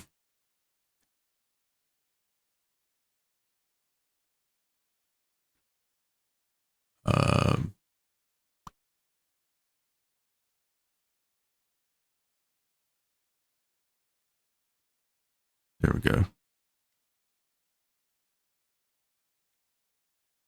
They did some work on the back end this morning, and I'm still getting back into error 1000. We just got kicked out of the game and couldn't get back in. We tried 3 times. 4. Just kept kicking us out of the game at the main menu. It gets to the loading shit and just kicks us out. It's great.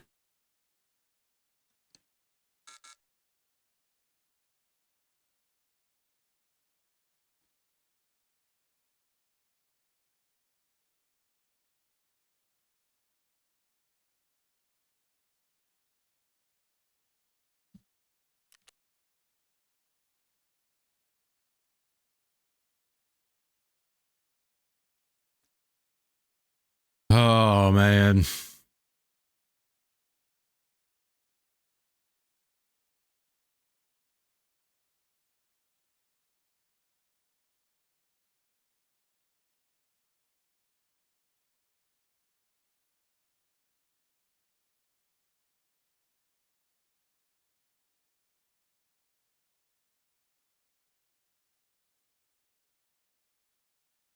Didn't we just do that?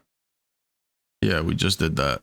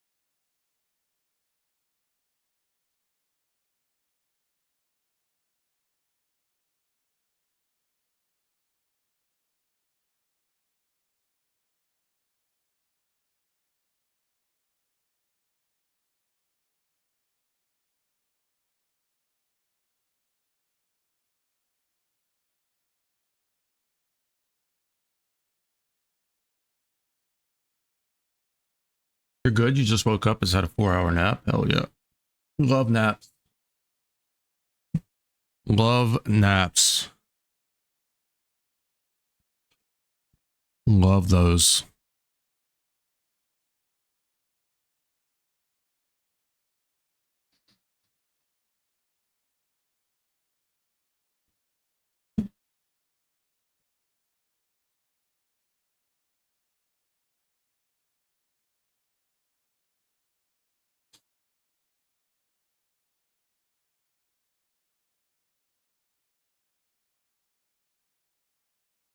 Maybe I shouldn't have deleted my logs.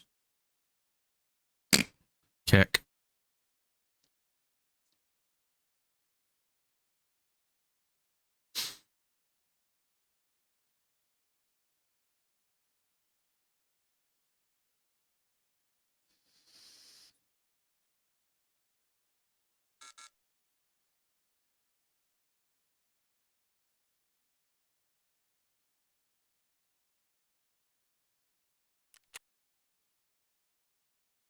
Ah, so good.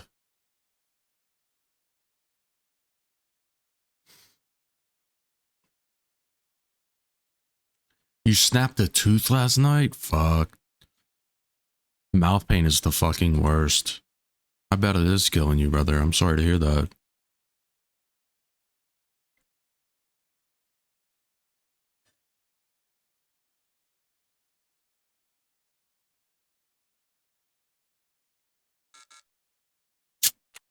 Ah.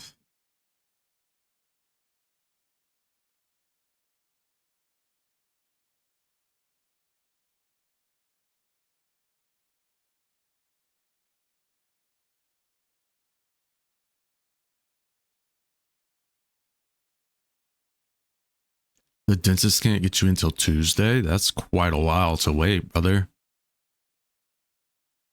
Fuck.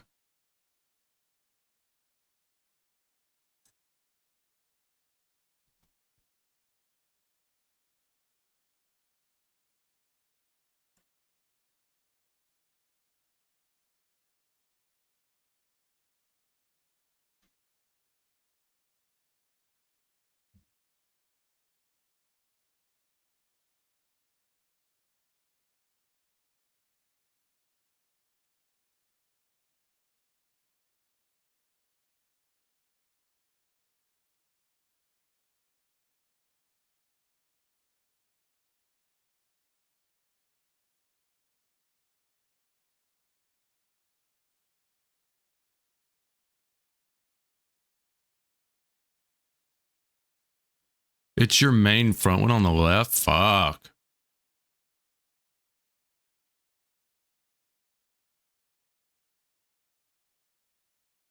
Just got a bit in the gum. The nerve. If it broke that far down, the nerve's exposed, brother.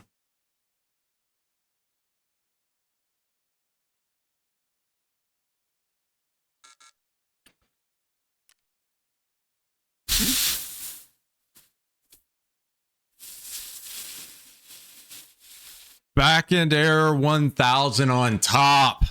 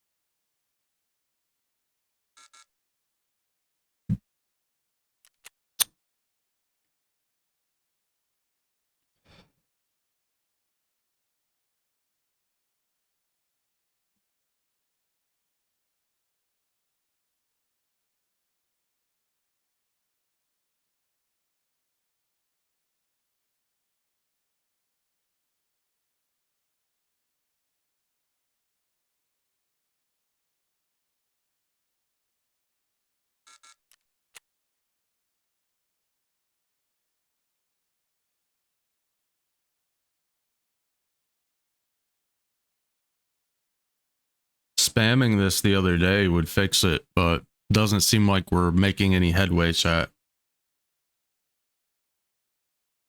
So, what else should I play?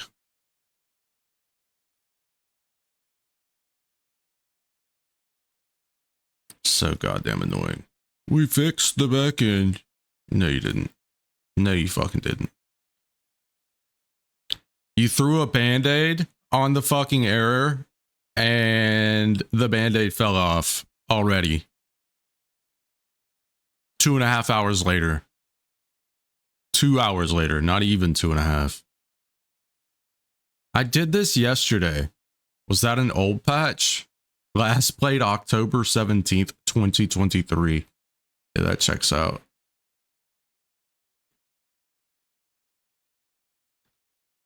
They may as well have just taken this time and did wipe. Yeah. Yeah. Just did an early wipe. Fucking yeetus, deletus, everything.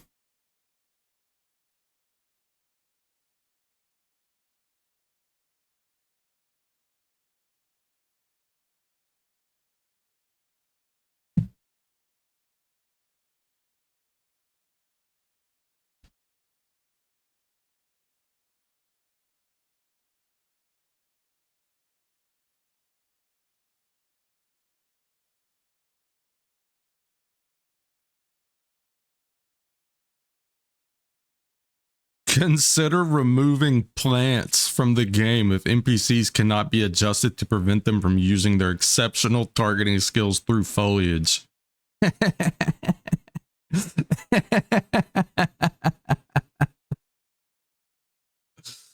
I mean, he's not wrong, but I don't think they're going to take all of the foliage out of the game.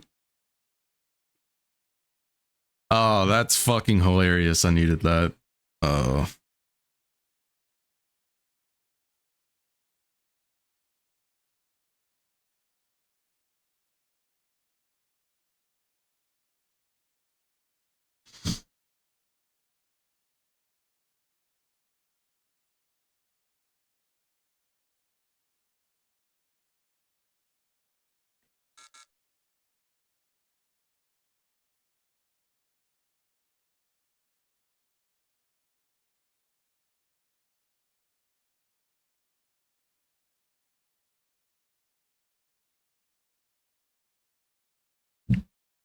This is huge.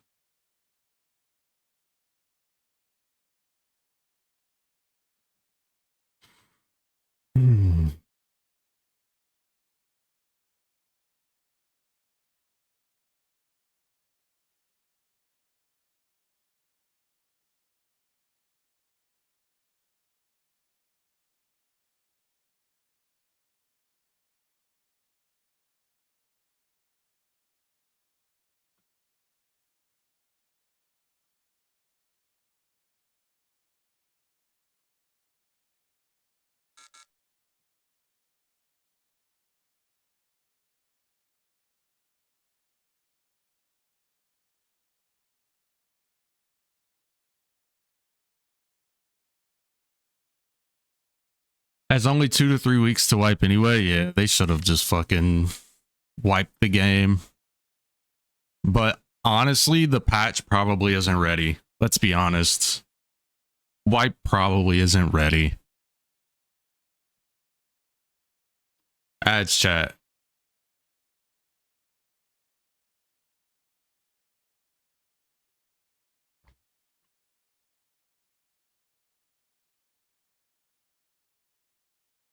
They just fucking they push they push wipe whenever it's fucking ready. It's BSG, there's not anything ready. Oh man, you're not wrong. You are not wrong.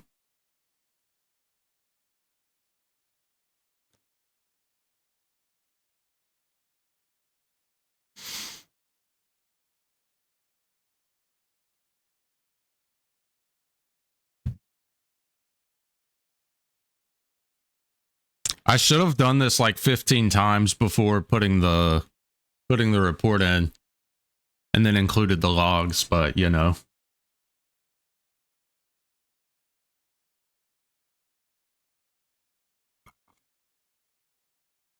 Yeah, no.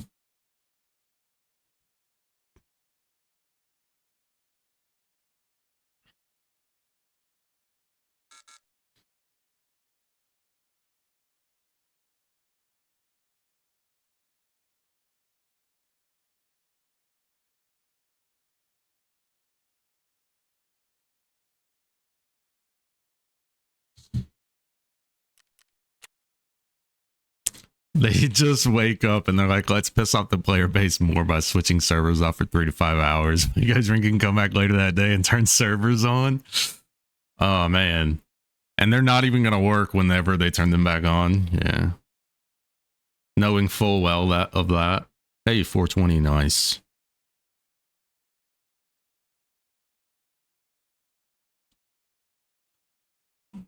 Oh.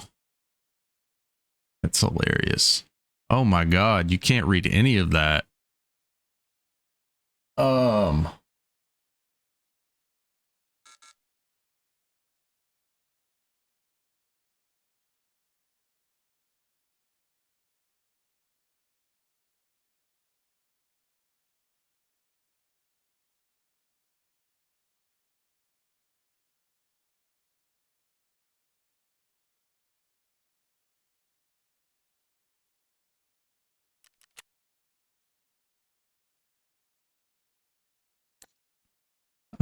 What is that? I think that's Streamlabs.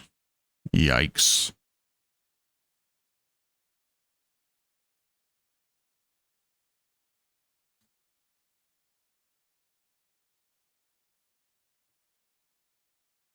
The old, have you tried turning it off, then back on again? Yes. Huge.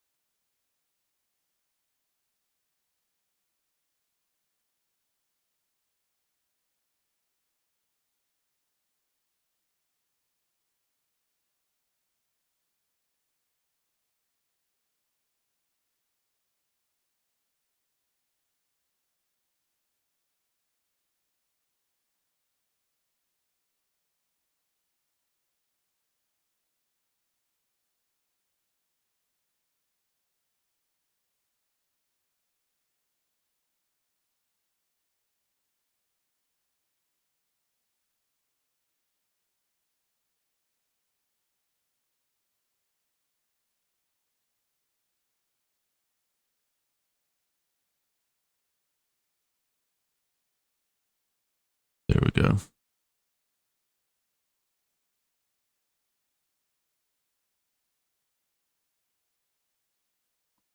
Why can't I move this fucking thing?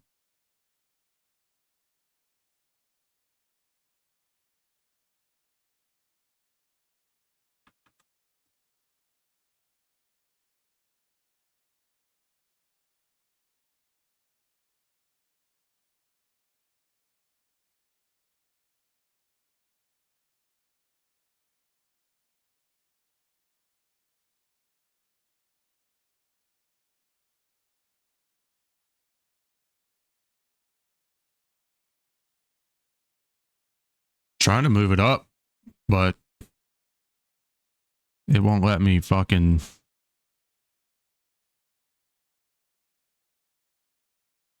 Won't let me move the chat box.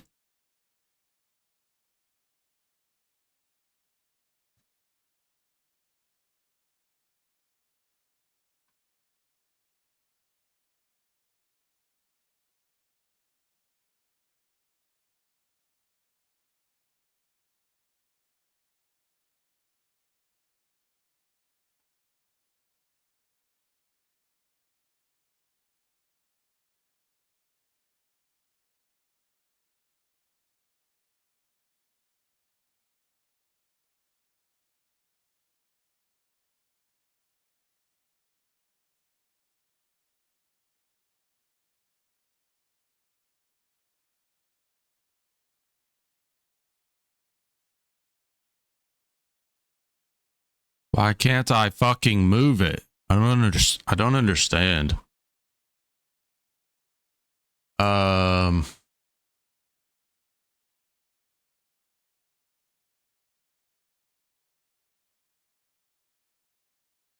mean, those are docs, not sources.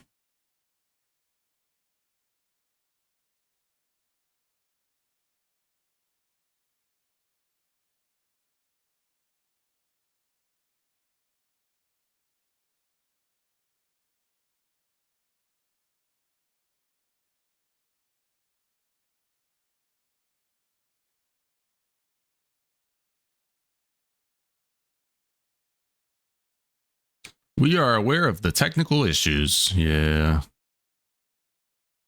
God damn.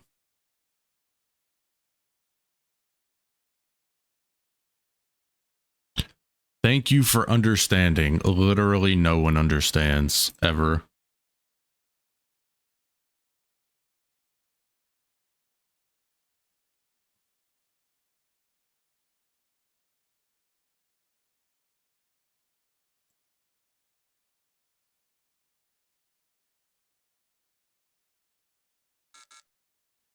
Huge.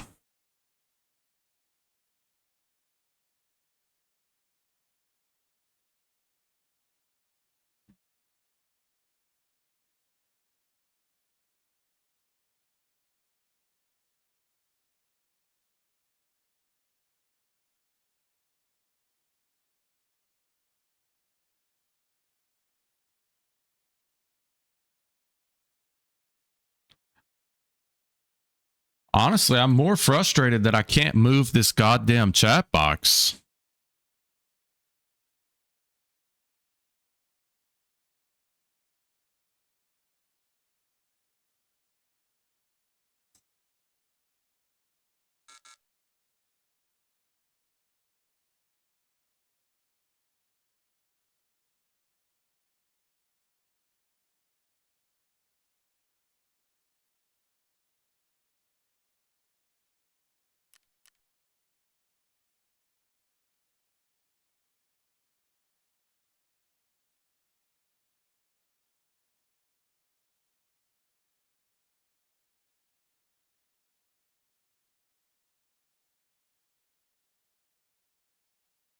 Wait, what?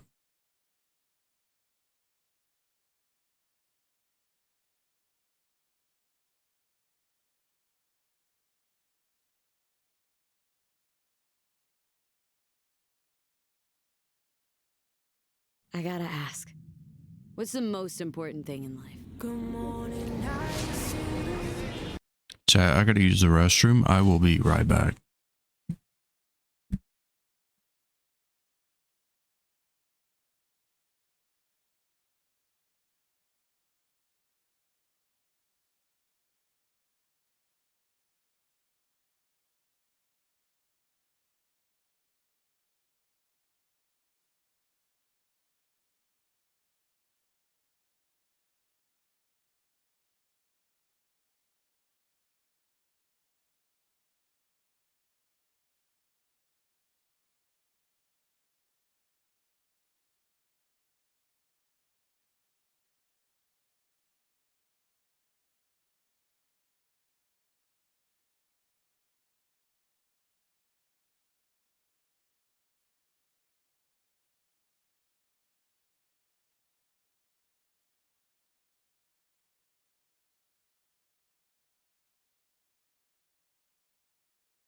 All right.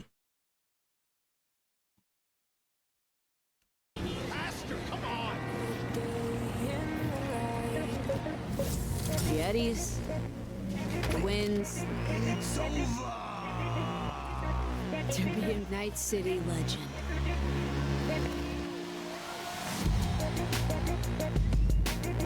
I think of freedom. That's all you need to lead the good life.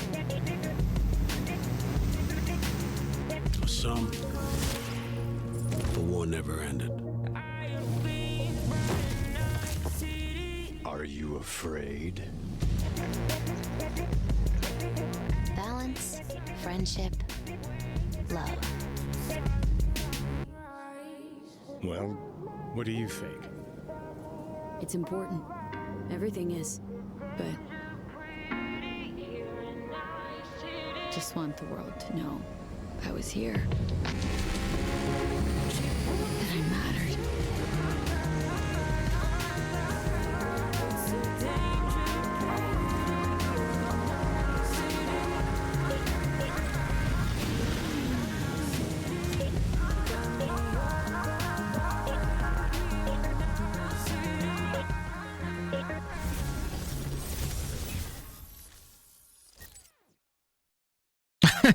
No way.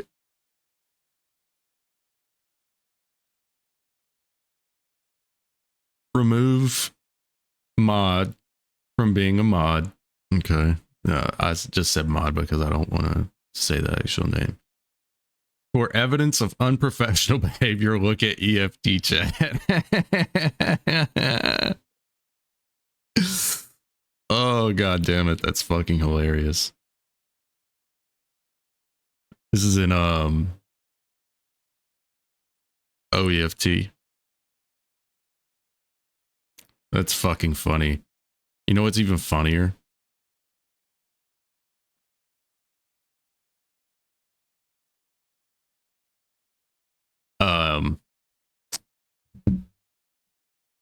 It's the mod that adopted me to become an operator in OEFT. It's fucking hilarious. Great dude. Hilarious.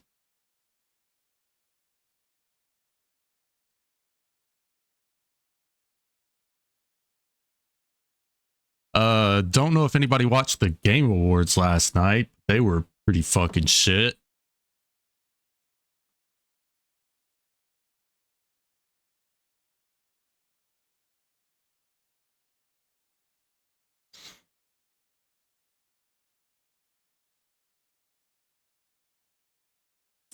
They did not announce Half-Life 3.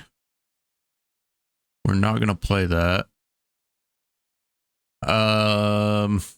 Dying Light the Beast looked really good.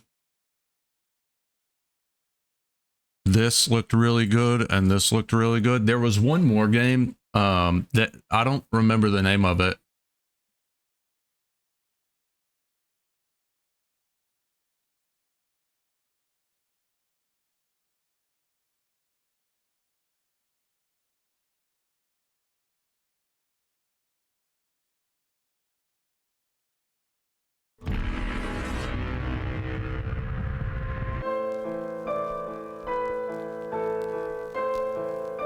Your son wants the new Dying Light.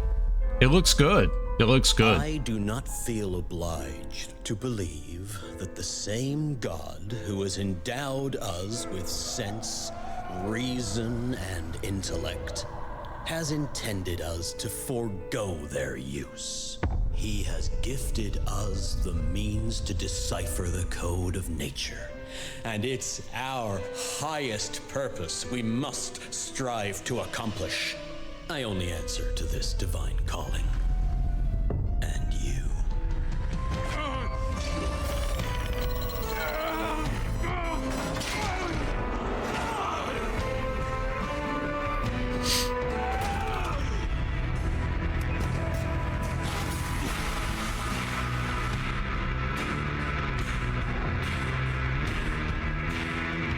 Do you see who's the real beast here?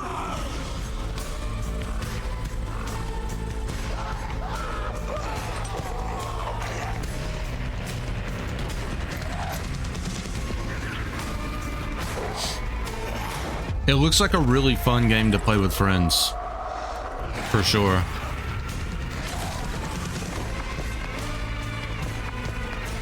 Now, I'm not fond of wall running in games just because of how completely fucking absurd it is. But it does look really good. This one looks good too. The first Berserker, Kazan.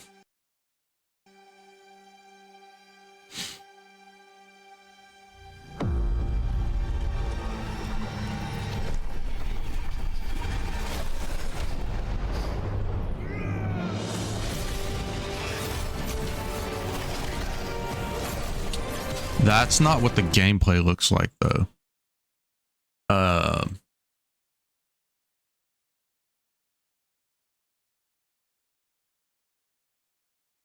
The gameplay looks different than that.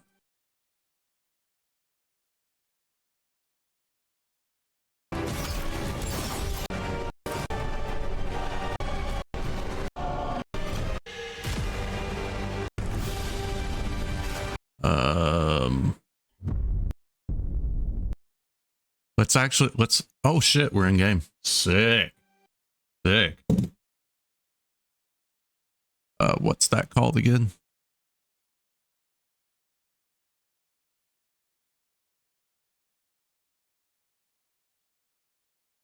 Or some shit. Ah, the first Berserker, Kazan. Gotcha.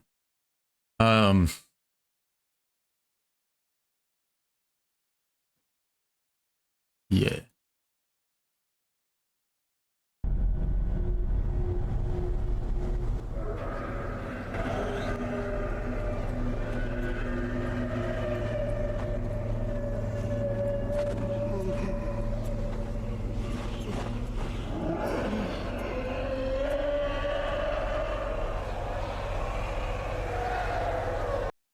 I will say a lot of these games would be very successful in first person as well as third person. At least for me. Like, I would enjoy a game like these in first person. That would be sick. Or at least the option to go first person. I think a lot of games would be successful if you could choose between first and third person. Or they would be more successful, right? Because some people just don't like third person games.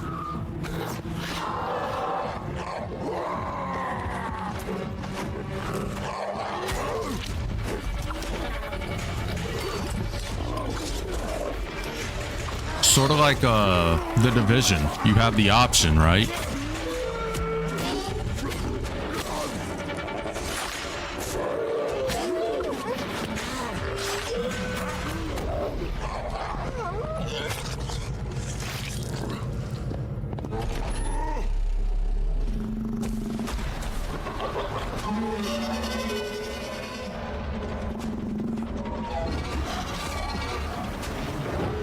You have the option between first and third person. I think that's a good feature to have in a lot of games.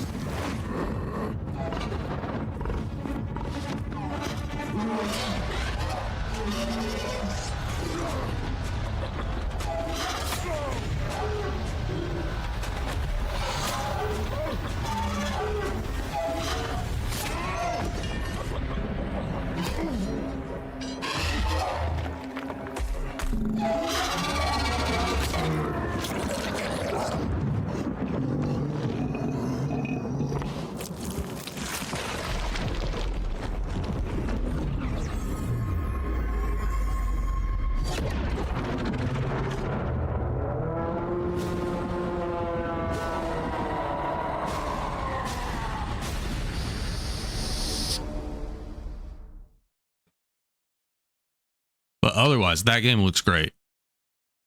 And then we've got all of the men in this room. The new Mafia game. Bound by blood. This is a family. And in this family, we follow a code of honor. It is not forgiving. To betray one is to betray all. Do you wish to commit yourself, your life, to this family? I think most of these newer games are all going to be on Unreal. Just by the way they look. I do. You've played all the Mafia games? I've never played any of them, but this one looks really good. To become a man of honor, repeat these words. I swear my loyalty to this family. My flesh must burn like this saint. If I do not keep my oath,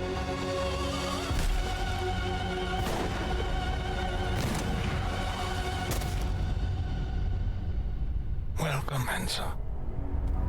But yeah, that game, the Mafia Old Country, looks incredible for sure. Let me see if the other game is on here that I was talking about. It sort of looked like a GTA set in Japan.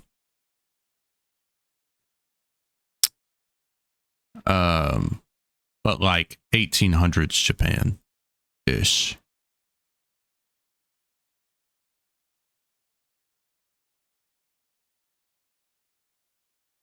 I didn't catch its name.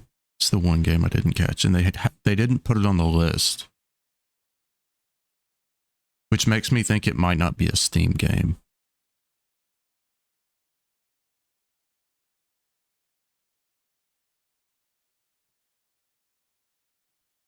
Who the fuck is paying $70 for another Star Wars game?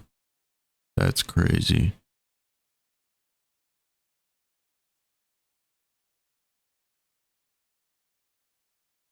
Den of Wolves didn't look appealing to me. There was like 3 or 4 fucking fighting games, 3 different mech games. Like, nah.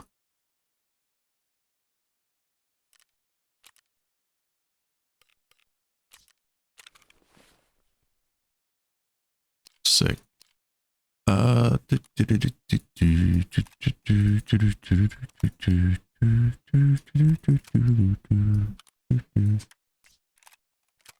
Thank you for the gifts, sir.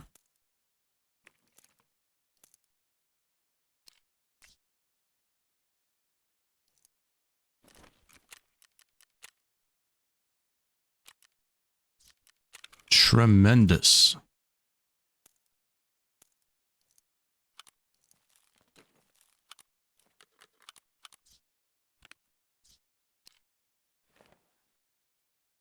Jesus.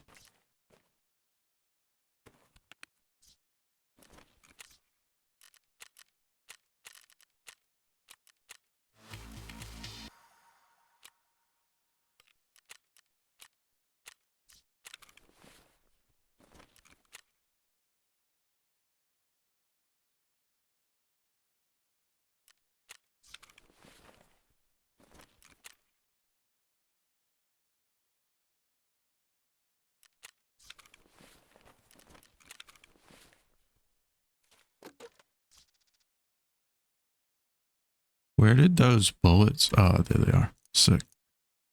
Bullets. We sell all of these.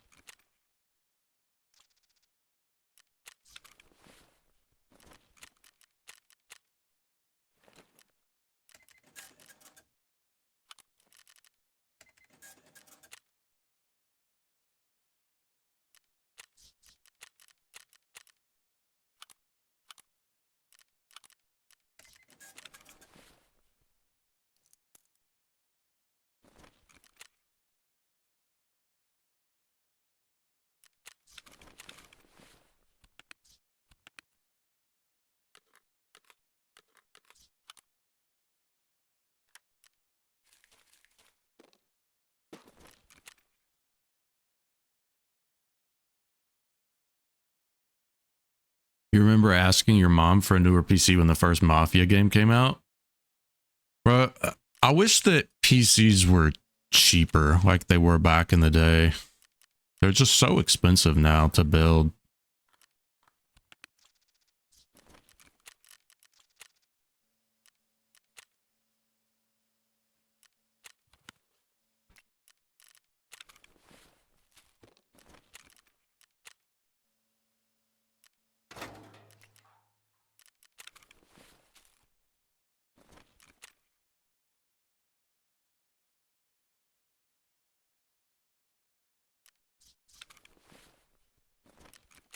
I can't be asked to do that again.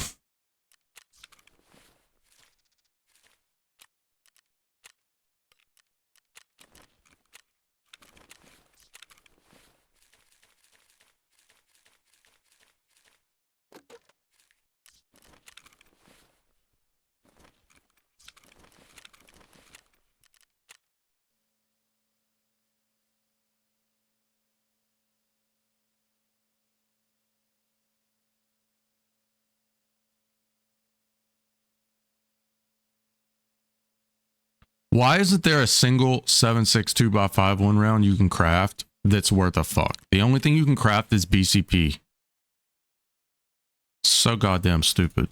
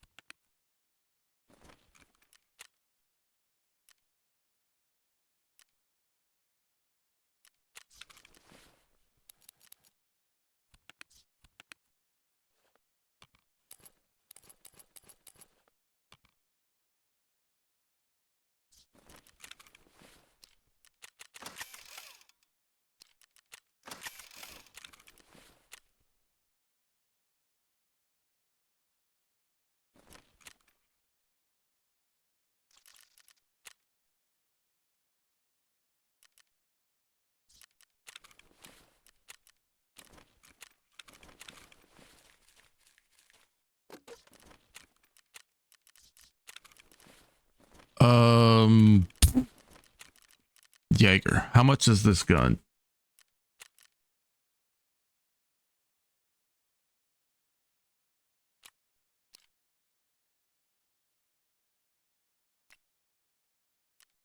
I knew it was going to be a barter.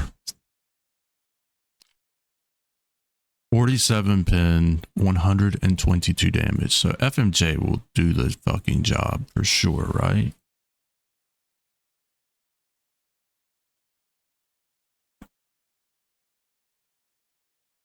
$175 head. Fuck. So if you can hit him in the head with TAC X, it should kill him, right? Because he doesn't have an armored. He doesn't have armor on his head.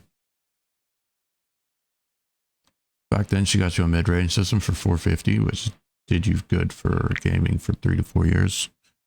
Hell yeah. Be right back. Going to get some food. Okay. I will be here.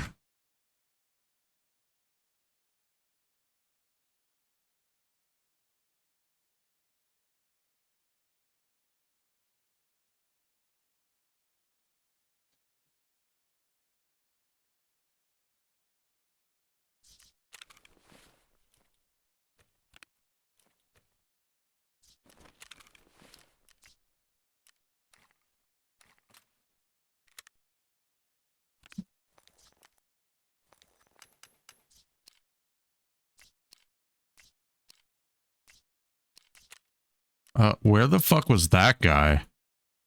Type of fan. I didn't see his body.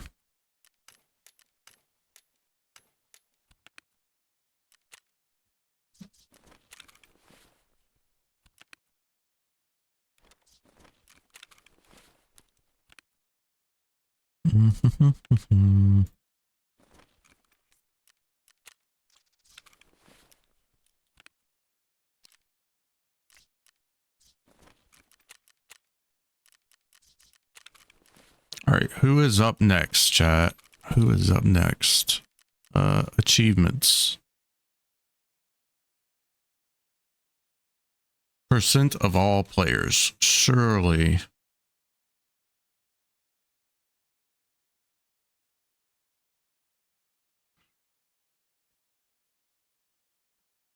Kaban, Gluehard, Killa, Sanitar, Zarachi.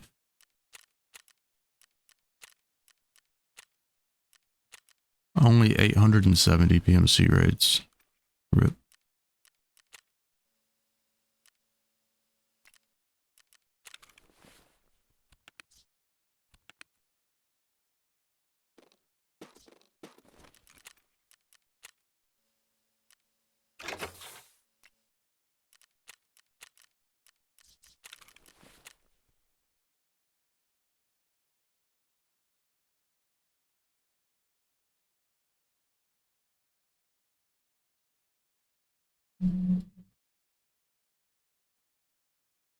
I thought I did that.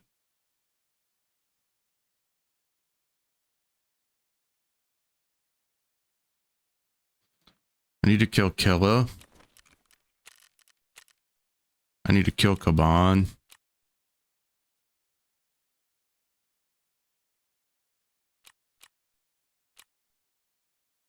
I need to do this to get the Gluehar quest.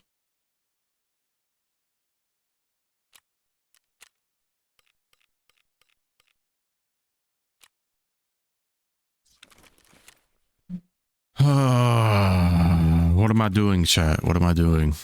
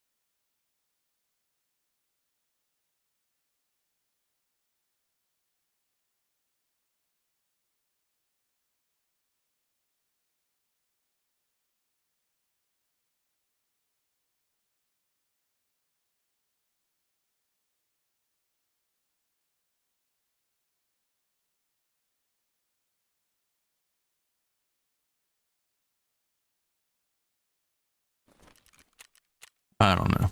Let's just keep running woods.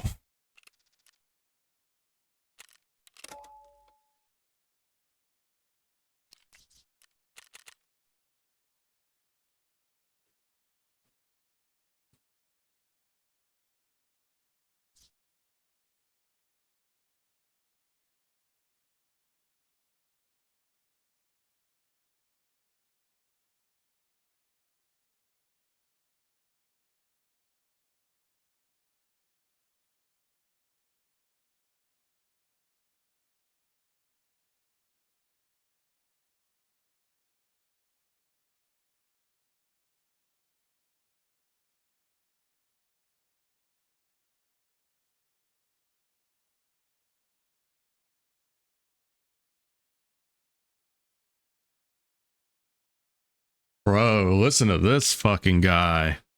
I believe that there should be a time limit to how long people are allowed to play every day. The community is toxic and obsessive and needs to touch grass.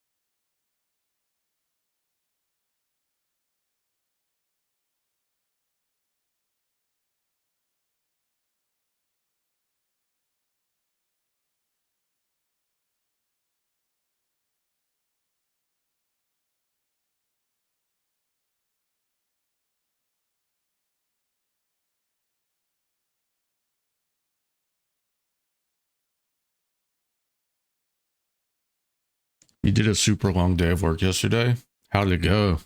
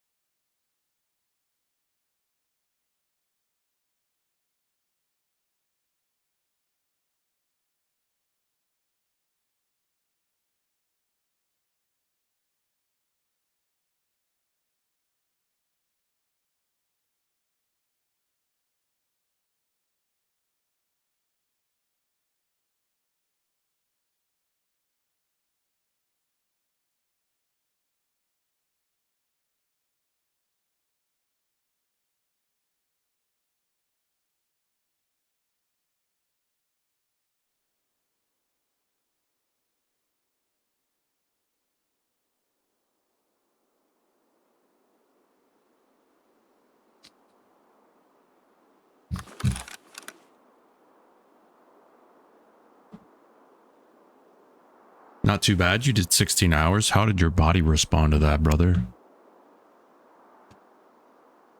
That's a long time.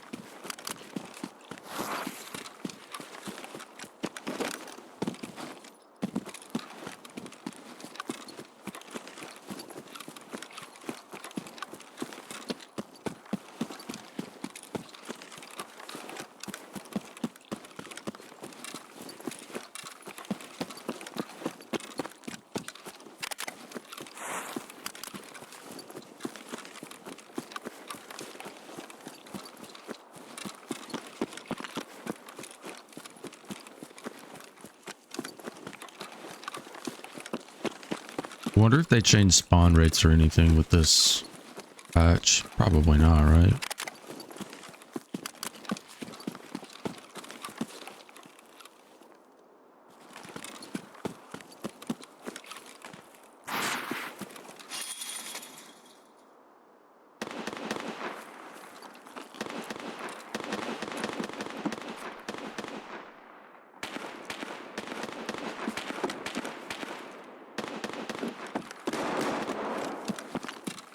Somebody's in warehouse. And Sturman is up.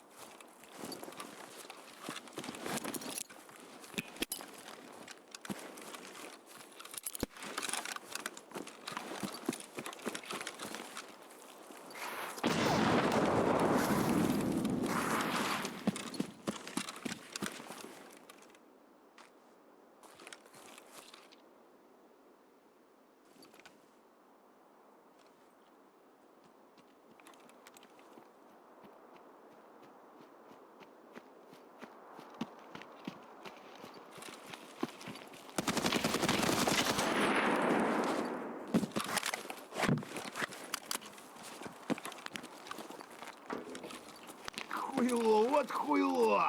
Конец тебе!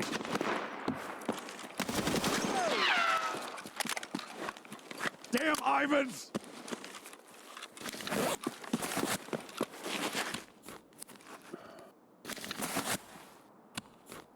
Your body was like, no more, you need to sleep.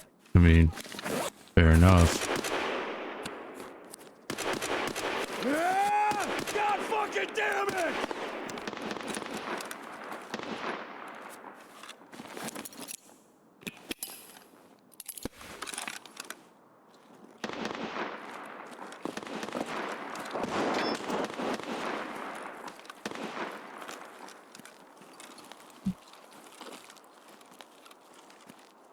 What am I not seeing? I heard him move.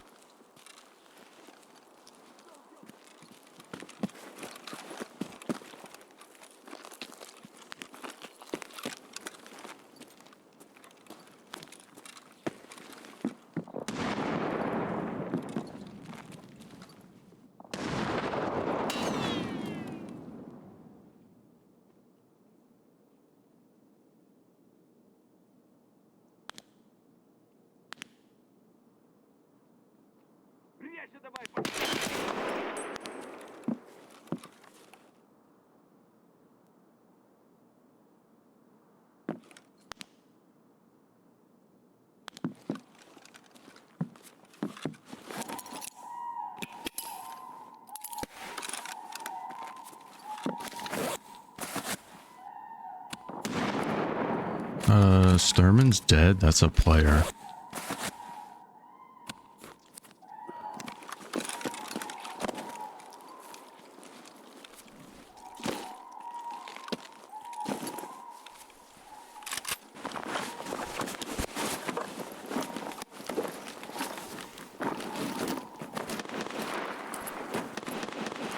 I thought.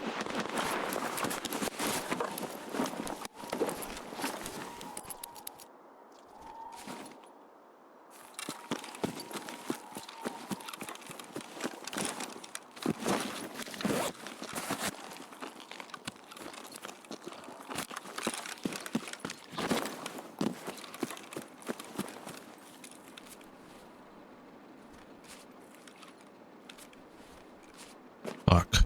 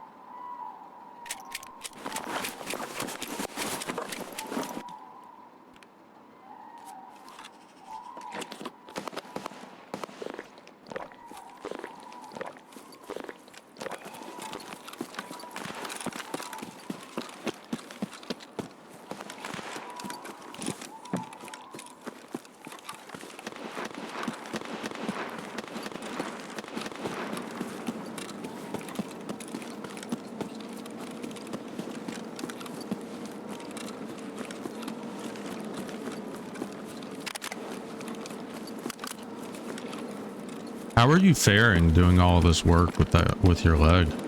How's it holding up?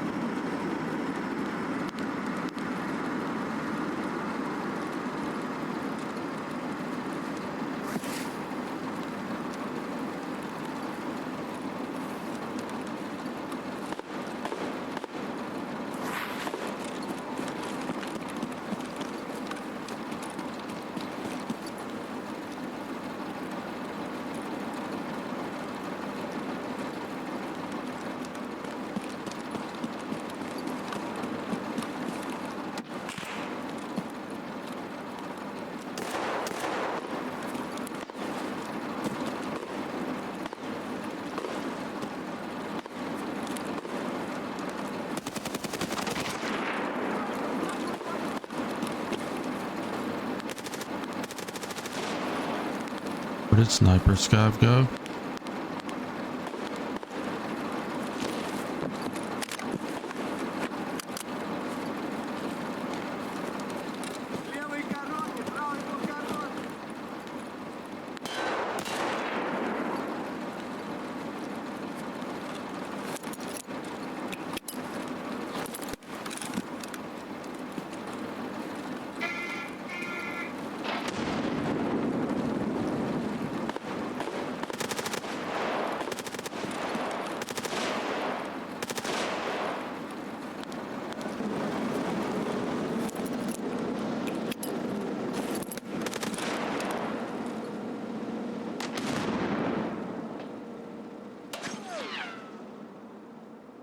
I don't see anything moving.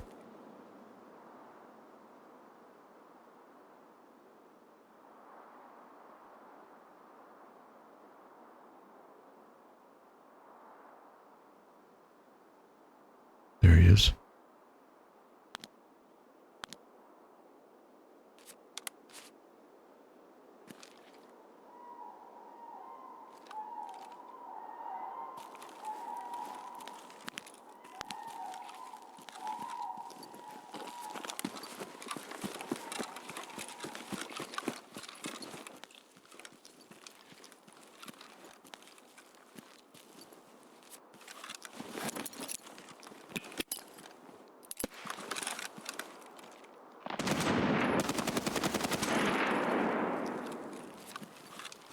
I think he's dead, but let's check.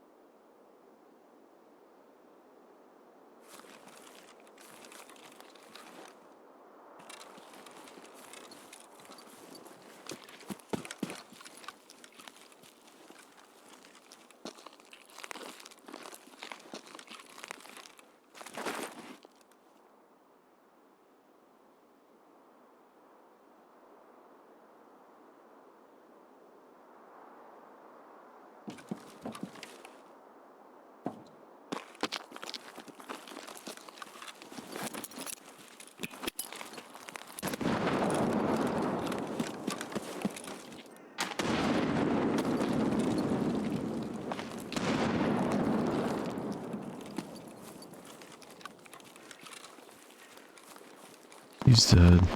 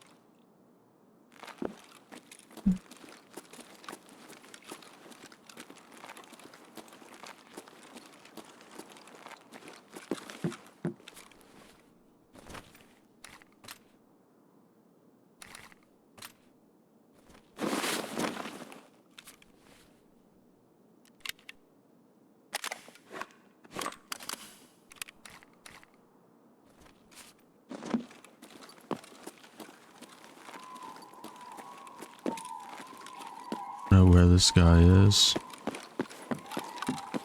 Don't know if he ran away or if he's just like hanging out in the bushes.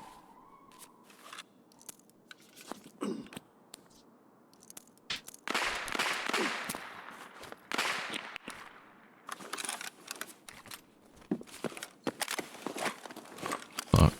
Didn't want to do that.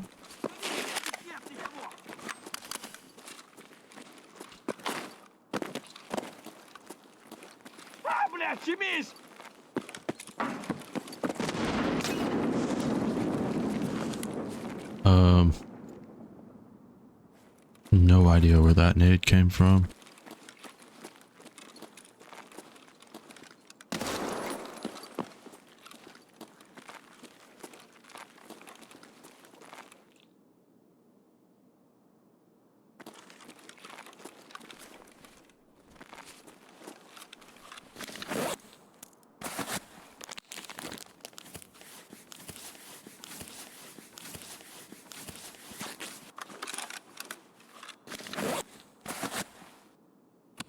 I feel like this guy's in the woods somewhere.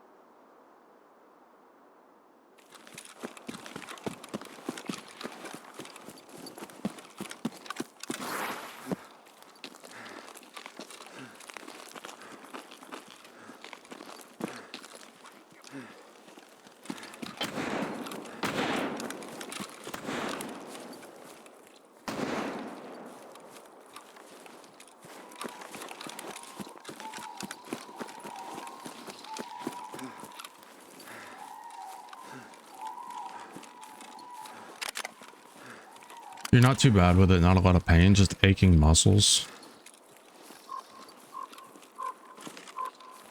And everything now, and you walk with a limp.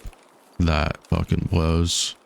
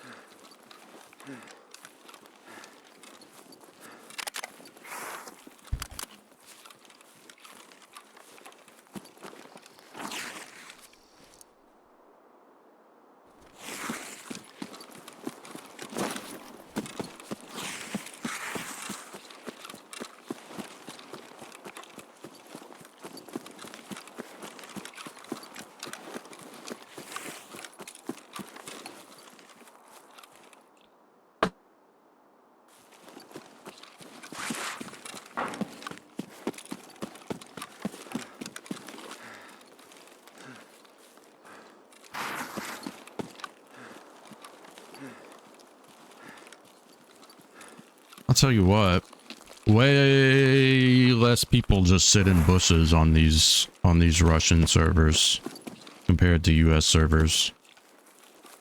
I think that's why Woods still has players on it, on these servers, because they're not dying every single raid to people that are sitting in a fucking bush or in a corner for 45 fucking minutes.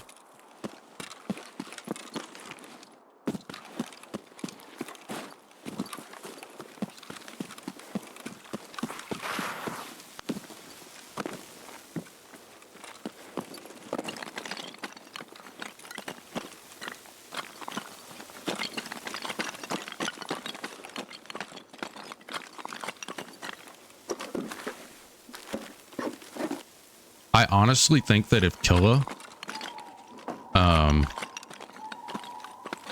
like, wasn't on Interchange, Interchange would be a dead map. Completely fucking dead.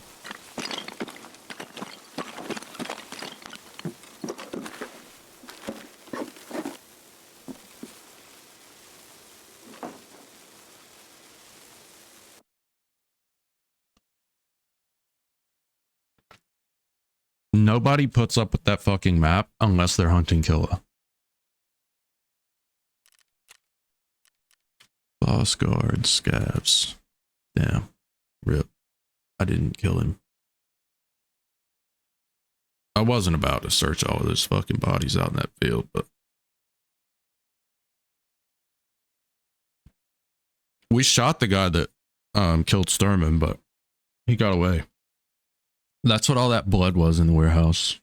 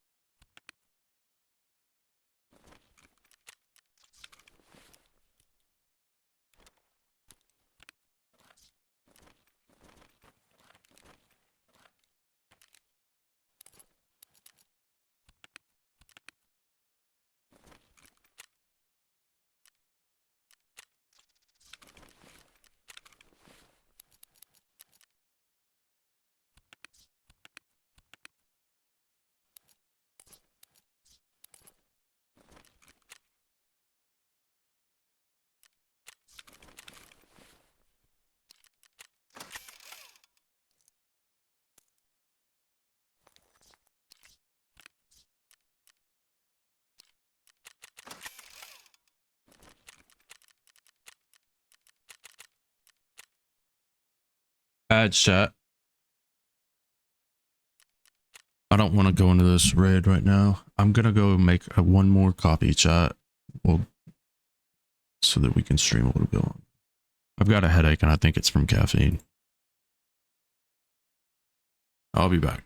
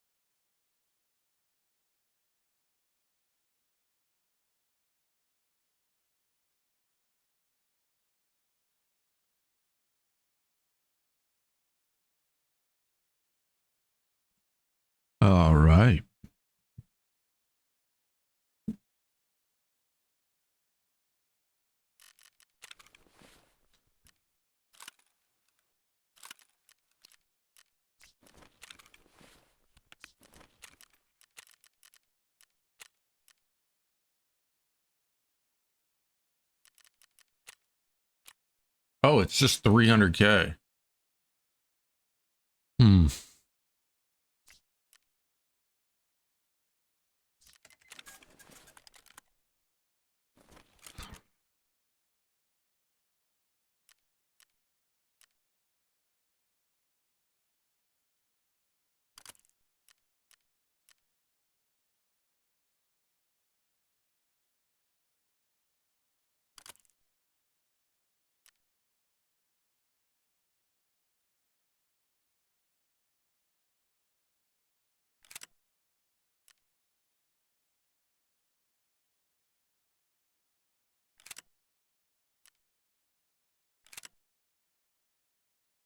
Three ergo.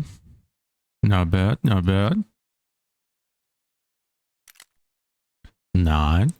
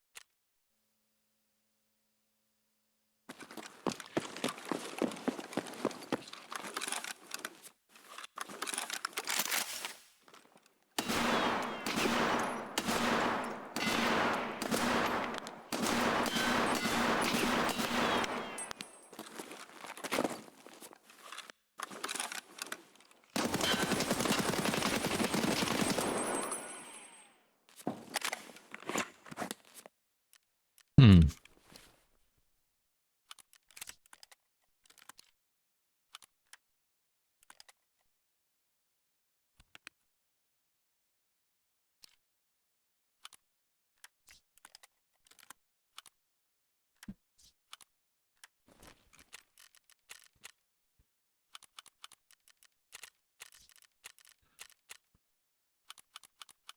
Follow-up shots would be very difficult with that gun.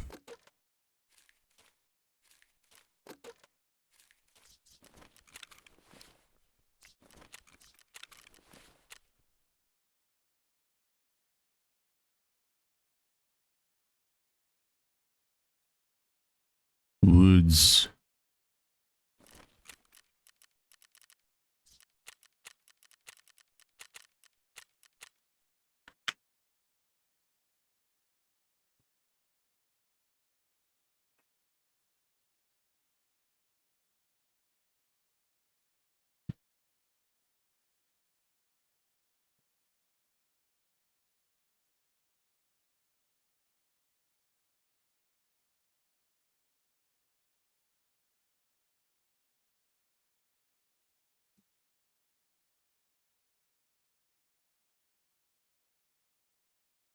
Cyberpunk 2077 just got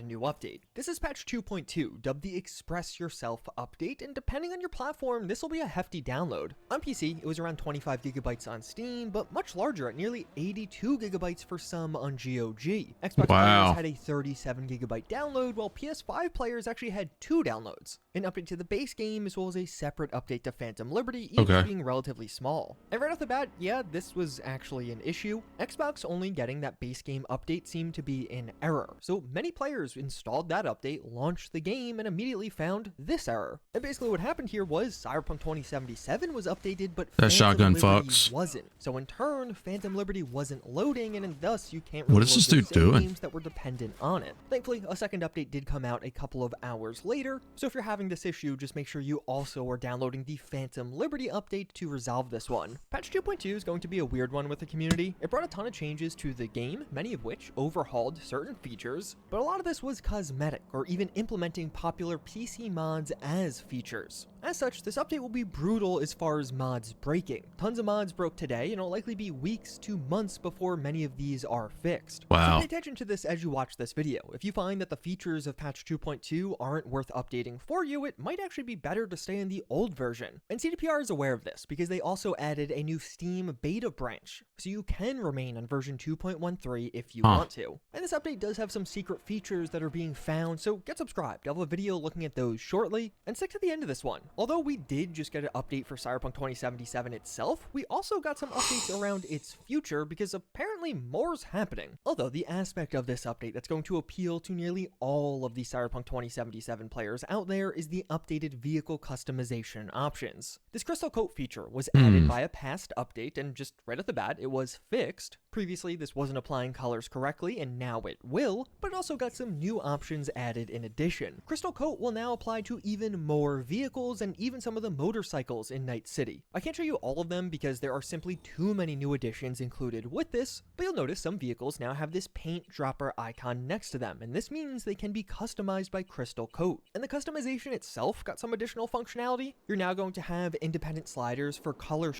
That's kind of cool. I mean, completely unnecessary, but kind of cool.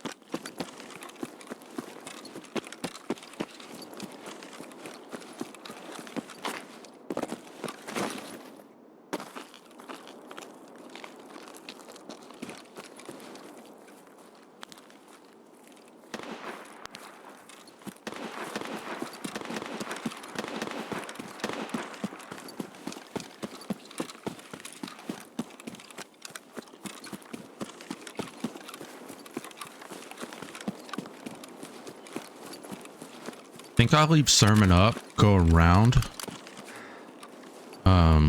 Sawmill to the mountain area.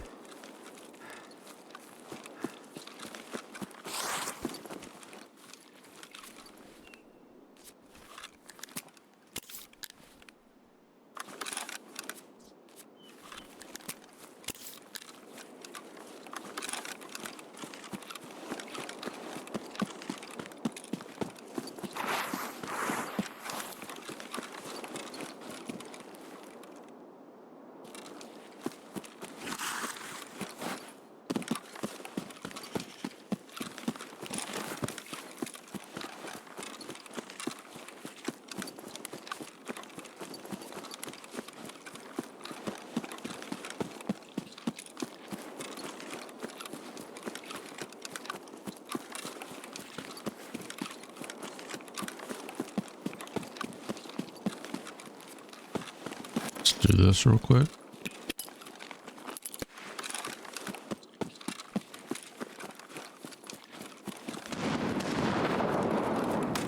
That was 2 different nades.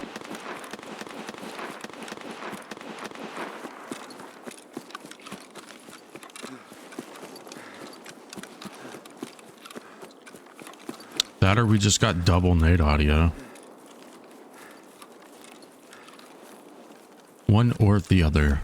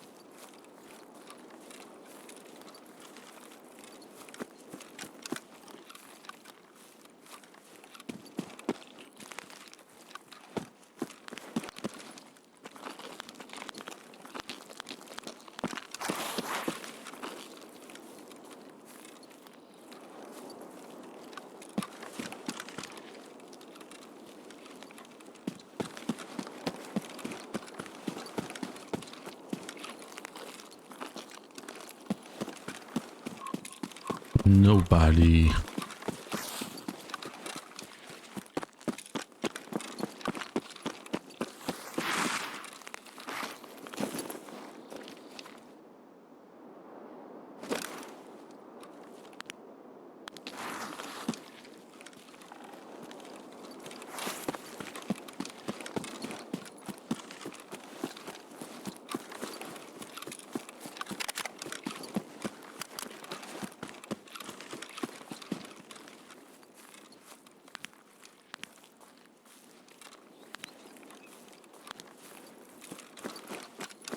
Alright, did this player kill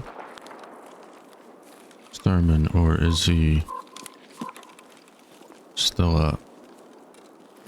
Also?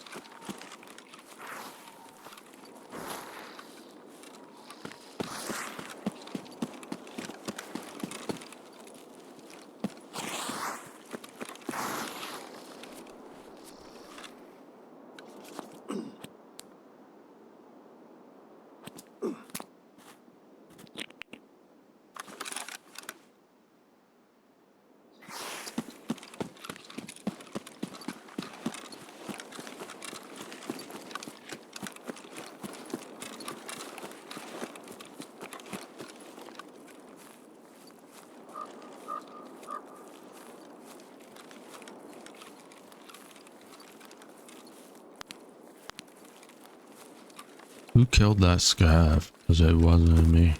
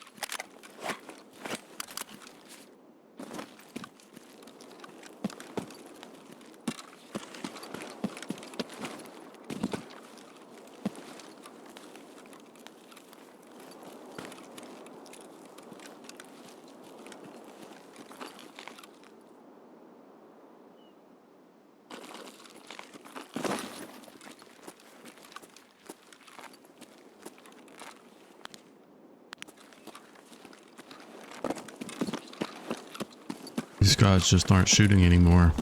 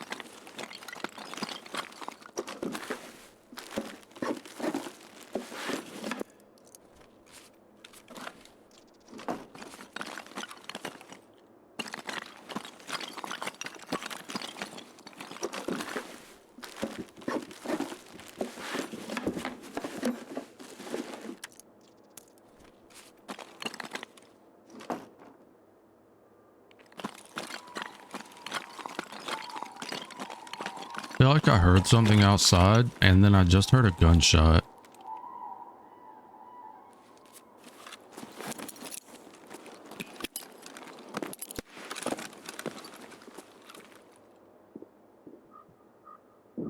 Multiple gunshots.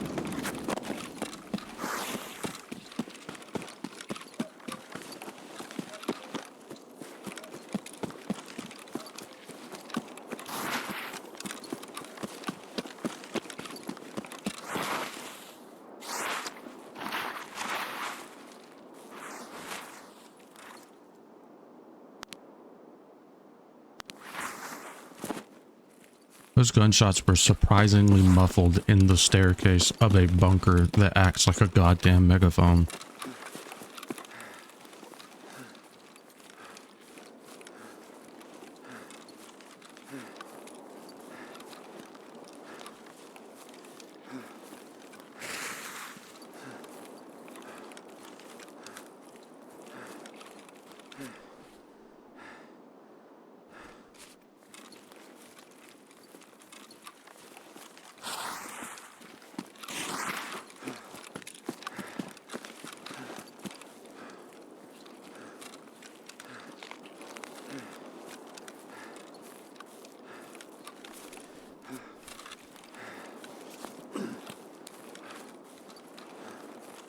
Chat, do I go to military camp or do I reset? I think I reset.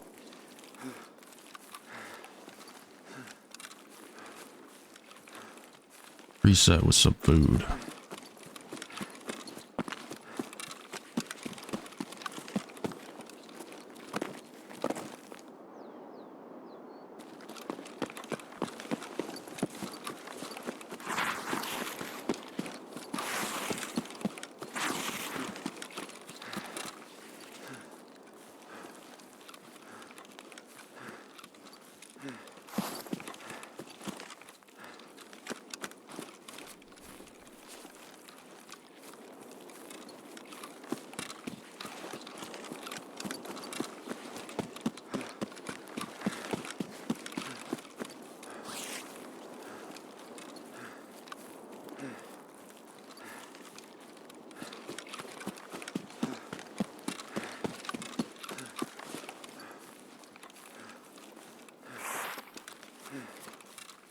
Or just call it a day.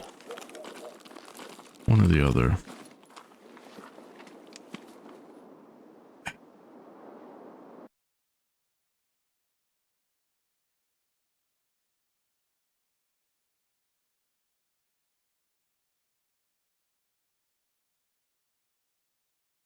Terrible, terrible, terrible raid. Worst raid in days.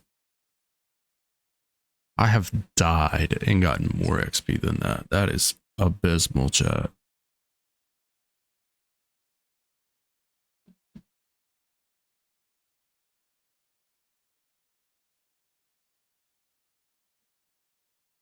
All of that running around just to see 2 fucking scat.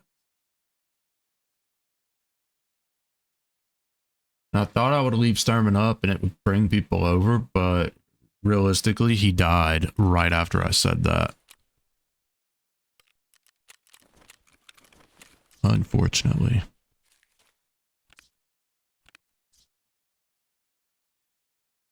Brother.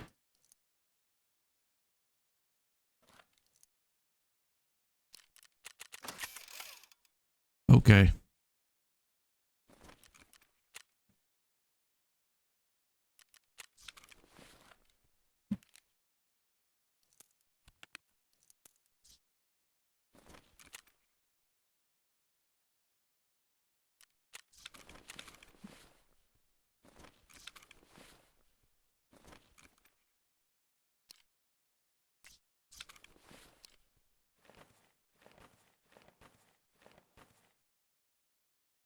Okay, so that one's already messed up. How much does this weigh? God damn. 8.2, 8.9. We got these out of a raider. We'll just sell those since you don't need side plates in this fucking game. They're not gonna help you all that much. If you're getting shot in the side, you're probably dead anyways. Let's be honest.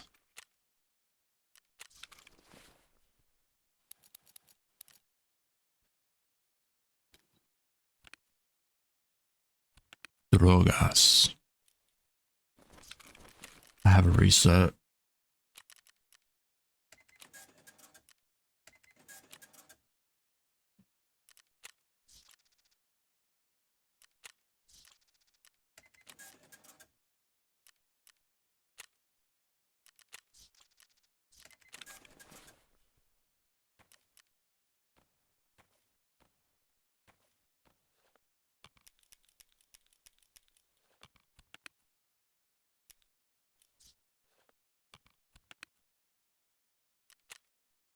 Have ibuprofen come down at all? They have not. Well, crazy. These people are fucking cooked.